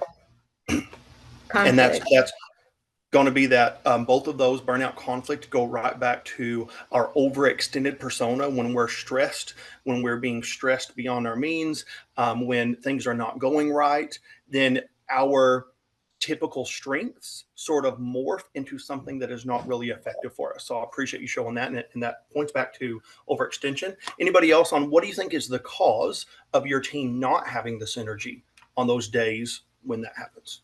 I think people not knowing people's strengths. So, back during COVID, I know I had an amazing DON, and she was excellent at going out and doing the community immunizations and, answering questions and taking phone calls, but she was just so afraid of public speaking. So she kept being asked to do that. And when we drilled it down, I'm like, what's got you so upset? And she's like, I'm thinking about quitting because I don't want to stand and talk to people. And I'm like, I'm your girl. So, I did that. And I'm like, you keep doing your thing. You're saving lives and working vents. And, so I think having the wrong people in the wrong roles. For sure. And really being able to capitalize and put that team together to say, you fill this niche, I can fill this niche, and we can become that whole person. There's nobody that's going to be honest with themselves that's going to score high in all 24 Lumina qualities. It's impossible. And so we have to realize and recognize our own weaknesses so that we know how to fill those gaps with the people around us. And I think that what you said there, that being a cause of that lack of synergy, just not necessarily being open to or understanding the fact that people will have a different approach. Their brains work differently than ours. They communicate in a different way. And instead of being upset or offended by that, taking a step back and saying, okay, the fact that I'm struggling with this person tells me that they've got to have some strengths that I don't have. Because if our brains work the same way, there would be no struggle.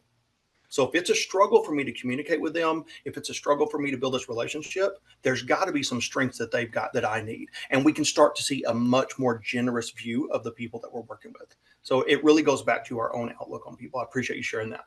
So the next question then is, where are the gaps in the team that you're working with every day? You see, people focused, big picture thinking, outcome focused, down to earth.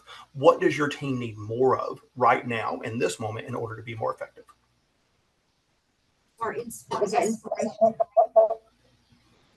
Inspiration driven up there has a gap for the Yeah. for the one that we see on the screen. But when you think about the people you work with whose dots are not on this screen, the people you work with in your offices every day, which one of these do you think would be missing for the team that you're working with on a daily basis?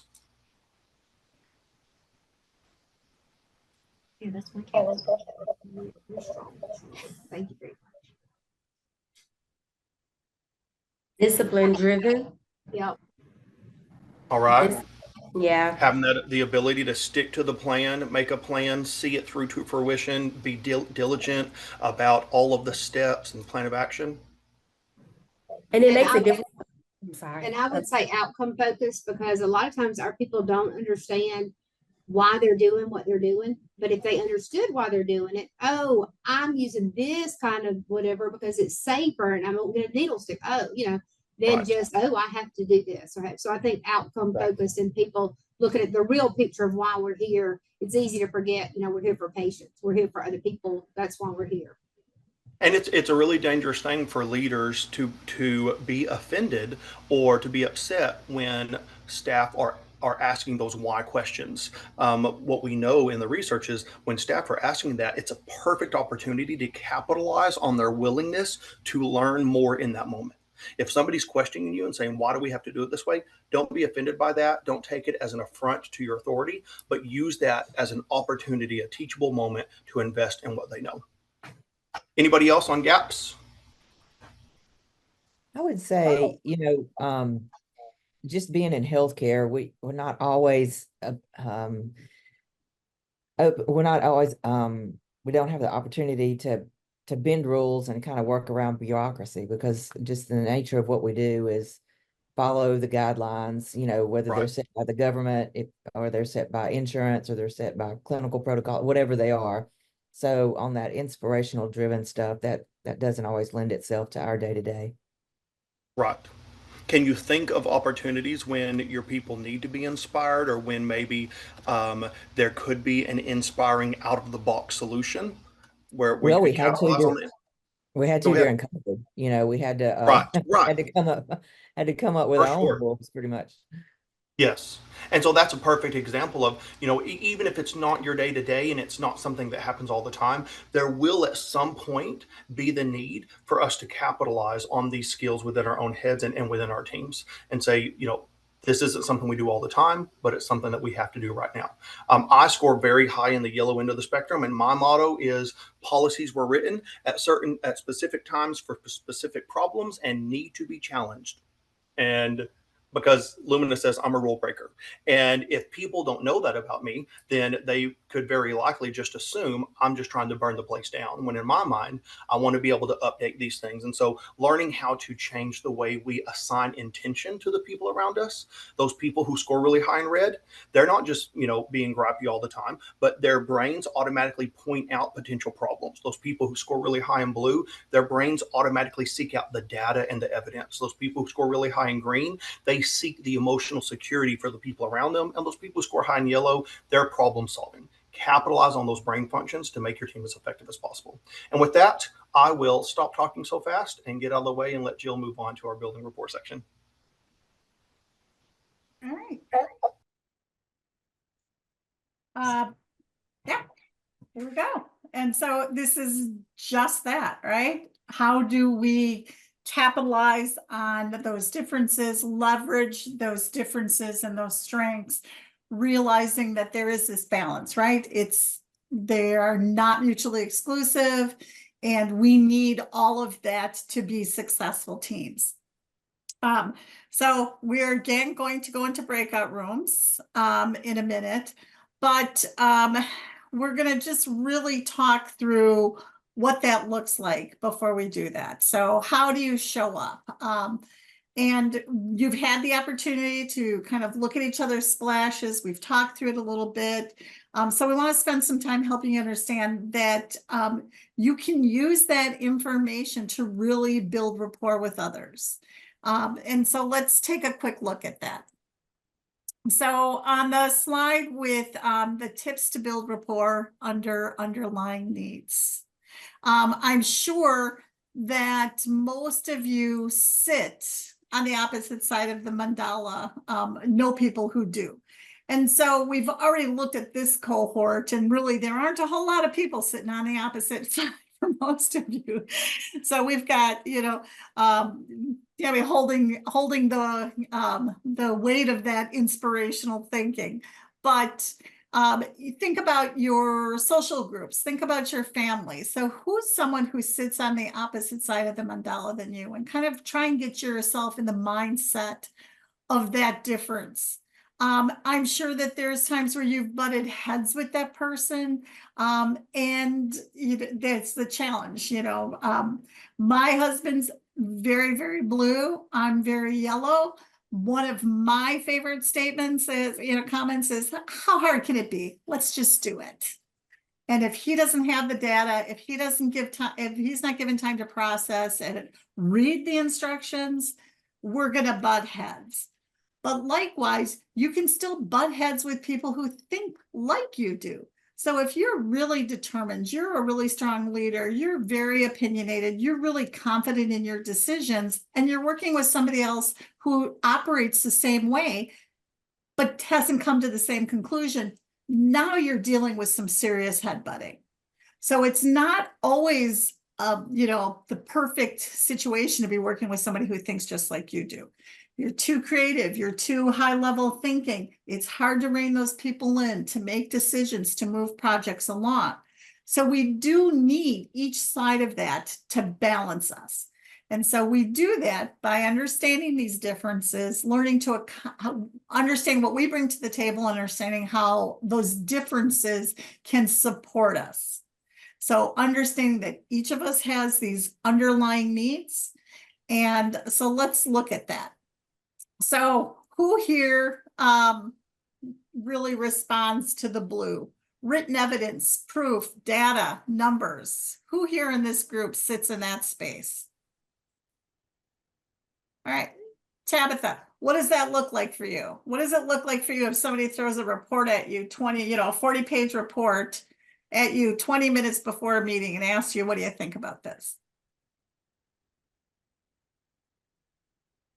I don't even need your mic on to see that reaction. Yeah, what is that like for you, Tabitha? First, I will be stunned. I was like, I was just like, they need it in 20 minutes. Would you ask Jill? Yeah, they want you to know. They want you to give them their opinion in 20 minutes. What do you think? I couldn't give my opinion 20 minutes. Right. I couldn't. I was just like, you have to give me some time on this. Right. And so I can, but that's because of my prior profession in the legal system. So I was used to those dates and numbers and that sort of thing, and could shuffle and rearrange it real quick. So that wouldn't bother me. But I'm more of an accurate person. I have to make sure everything is in line, everything. I have to critique everything. I just cannot give you an answer just in 20 minutes because I'm not going to be comfortable giving an answer. Right. And Leah, what I'm hearing is that you process things really quickly. You can take a critical lens to things in short order, and then you're ready to make a decision. You're comfortable doing that. So you're probably sitting in that red a little bit, right? Where you're just going to take charge. I am all red. Yeah. And that answers that question. Then it's like, who sits in the red? Well, thanks for that, Leah. Who sits in that green that you really need to understand the why? You want to make sure you're heard, that other people are heard. We want to make sure that we're taking care of the folks who are involved. Who sits there and what does that look like for you?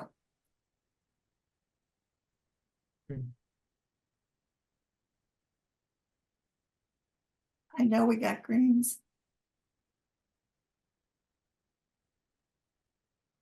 Who showed up primary green? Yeah, Nikki, what does that look like? What does that look like? I love for everybody to feel valued in some way.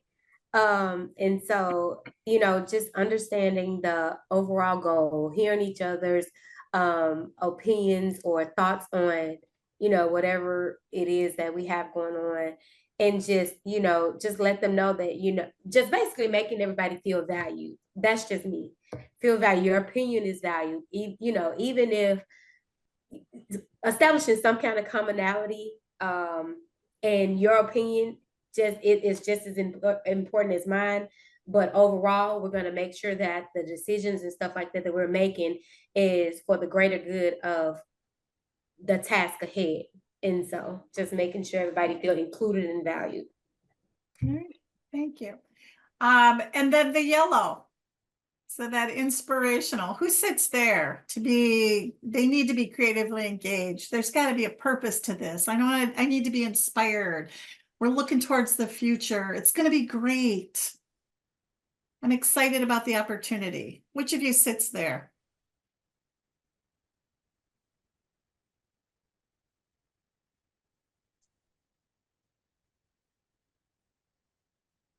Who's our yellow person? Oh, Patty's raising her hand. Patty. What's that like? What does that look like for you, Patty? Well, I mean, I can look at the data and I can look at the evidence, but if I'm not going to see the purpose of it and see how it's going to help down the road or help others, I'm not as likely to be able to get engaged. But I think there's different ways to get engaged. And one of the neatest things I ever saw at a conference was they were talking about how we go to the eye doctor, and he's constantly saying better, worse, or does this work or this work? And it made me think about things in a whole different perspective, because they said, what is he doing? He's ruling out what the answer isn't, and it's like, sometimes I think we go into things looking at, well, what's the answer? But sometimes, to think creatively would be, well, what have we tried that didn't work? Not saying that will never work, but why didn't it work? And I guess to see your positivity, just to be part of a team that people want to be on, that people want to see that change can be good, and that it can be a positive thing. And that I think if you picture yourself in a future that's, that's positive, that's a better place, then I don't know, just call me Pollyanna. I don't know. I hope everything's always rosy and better down the road. Very yellow answer. What do you say? A very yellow Oh, answer. sorry. And I look terrible. No, apologies. I don't even wear yellow because it makes me look like I got jaundice. But anyway, I guess I'm yellow. Me too, but yellow's my color, and own it. They need more of us. And Jill, we've got just about 2 minutes left to bring us to our closing. So let's go on just to the next slide real quick here. And we're going to look at what are some of those tips, right? So we've kind of covered this, but those folks, those blue people, those down to earth, and we heard that from Tabitha. We need to give them time to think. We need to maybe give them an opportunity to respond in writing so that they can be very thoughtful, very intentional, making sure that what they're communicating is very clear. We need to provide agendas, give them the materials ahead of time so that they can feel prepared. We want them to bring their A game. So what do we do to create an environment where all of these ways of thinking can bring their A game? So those data people, we really need to let them ask questions. We need to let them drill into what their concerns are. And it's not about being naysayers. It's not about being overly critical. That critical in a good way. They help us process through information and really come up with the best answers. You know, with the green, we're going to really expect it to be slower. It's going to be thoughtful. You know, we're going to ask questions that show that you care. We're going to give them an opportunity to express their emotions, share where their concerns are, where their needs are, make sure that everybody's on board. It's going to be a lot more warm and fuzzy than probably the data. But those are the types of things, the environment that we want to create for people. Next slide. And same thing with the yellow. We're going to keep it lively, entertaining. You're going to give them that space to dream, to think big, to be aspirational. You know, start asking those open-ended questions. Give people time to vision the possibilities and appreciate that role. I worked in an organization where the leaders always knew what the problem was. They knew what the solution was. They knew how they were going to get it done. Our role as yellow people and as facilitators was to roll them back or slow their roll so that they could start thinking about the people, to start thinking about some data that they maybe haven't considered, to start thinking about options that they haven't considered. And then our red folks, we got to know that they're going to get to the point really quickly. It's going to be fast. It's going to be direct. They're not going to shy away from tough conversations. And that's okay, because you're direct with me is not a personal offense. But I also know that when I go to those people, I can't lead with my dog and the kids and the weather. I need to come with what is the issue? What is my plan? What are some options? And be very direct and succinct about it. So then here we're asking people to summarize what they like and they don't like about your idea. So ask them to give you both sides of it instead of just feeling like you're taking criticism. So again, it's about managing our expectations. Shades talked about that a little bit. None of this is intended to be a personal assault. And so be open-minded, create space, and participate in some self-reflection. And with that, I'm going to turn it over to Ambrosia.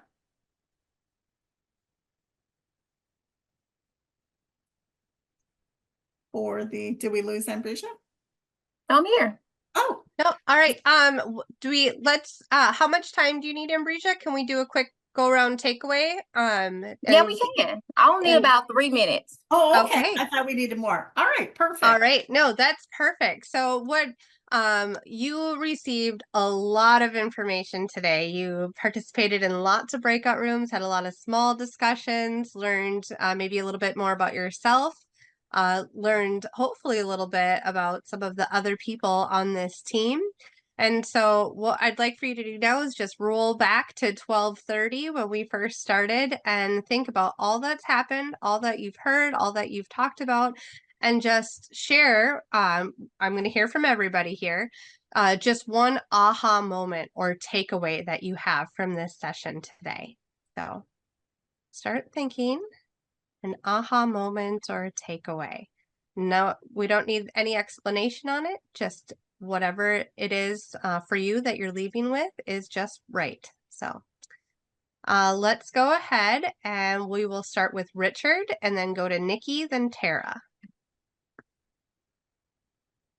Okay, this is Richard. One of the things that I can take away from here is the ability to work together as a team, striving on each other's strength so that we can make an assessment on what we need to do as an organization. One of the things that I'm taking from here. All right. Thank you, Richard. Thank you, Tara. Stephanie. My takeaway is the same thing. Just learning from each individual, utilizing their strengths to strengthen your weaknesses so we can all learn from each other. Thank you, Nikki. Tara, Stephanie, Tabitha.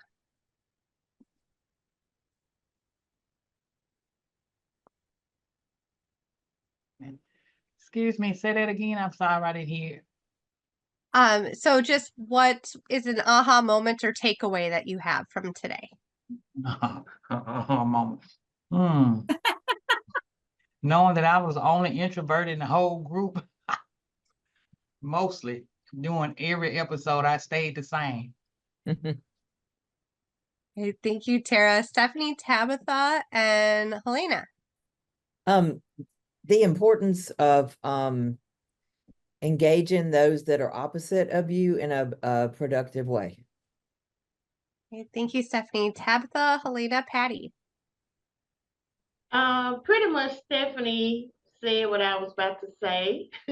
So it's just mainly what Stephanie have said, learning how to work with each other in those different capacities to help build on the strengths as well as the weakness.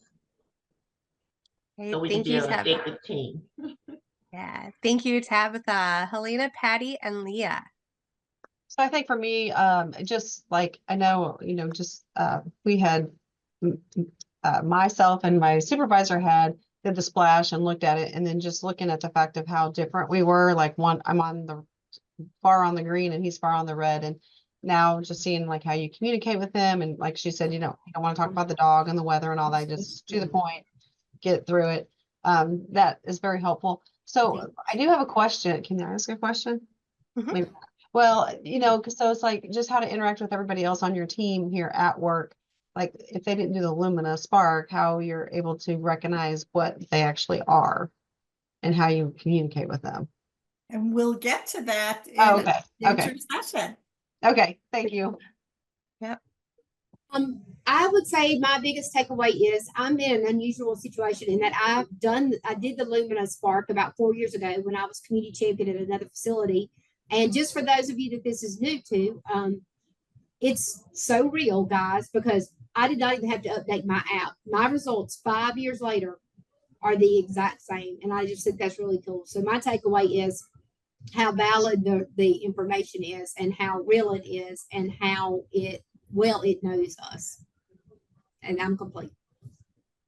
Okay, thank you, Patty. Leah, Candy, Grayson. My takeaway is that I like the fact that we are all diverse in different areas. And just because we seem to come to the same conclusions, which is really neat. I'm complete. Okay, thank you, Leah. Candy, Grayson, and Precious. So my takeaway was I thought it was really interesting comparing my splash with my community champion splash and seeing how we, where we're the same, share some of the same goals and not. So that's my takeaway, and I'm complete. Thank you, Candy, Grayson, Precious, and then we'll go to Ambresia. Just echo on what Candy said, because she's my supervisor and I'm her community champion. There was a lot of overlap on our splashes. There was one or two things that were different, but just shows that we work together very well. So I'm complete. Thank you, Grayson. Precious and Ambresia.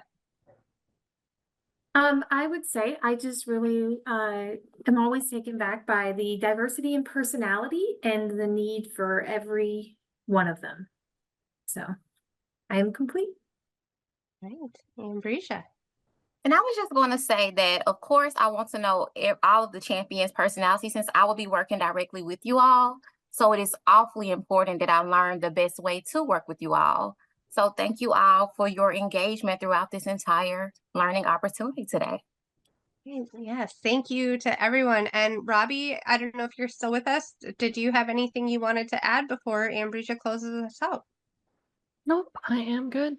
All right. Thanks for stopping in, Ambresia. It's all yours. Take us home. Okay.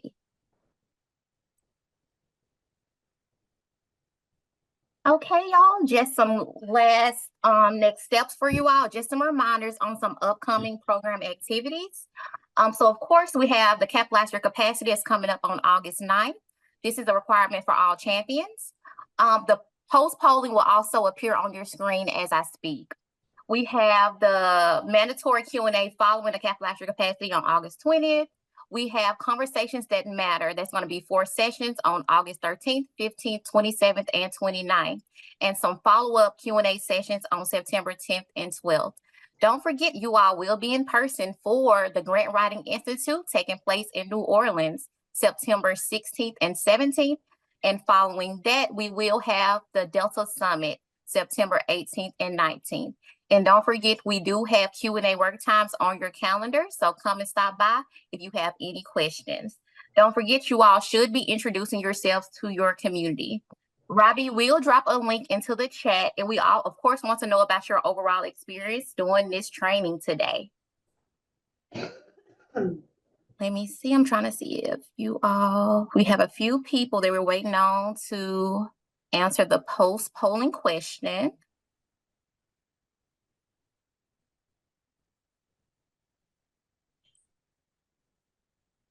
Have you launched the poll? I haven't seen it. I see it on my screen. Y'all don't see it? Yeah, I launched it. Okay. That's complete. All right. See, we are at 9 of 10. Because you've got 2 together. Yes.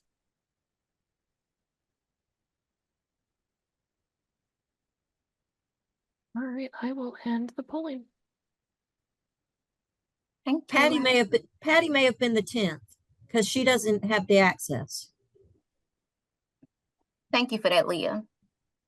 Just a quick reminder, please remember to join all of our learning collaboratives on a PC to have full capabilities.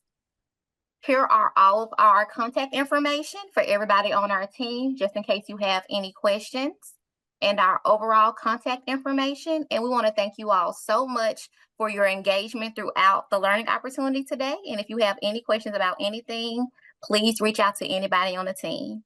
And I hope you all have an amazing rest of your day.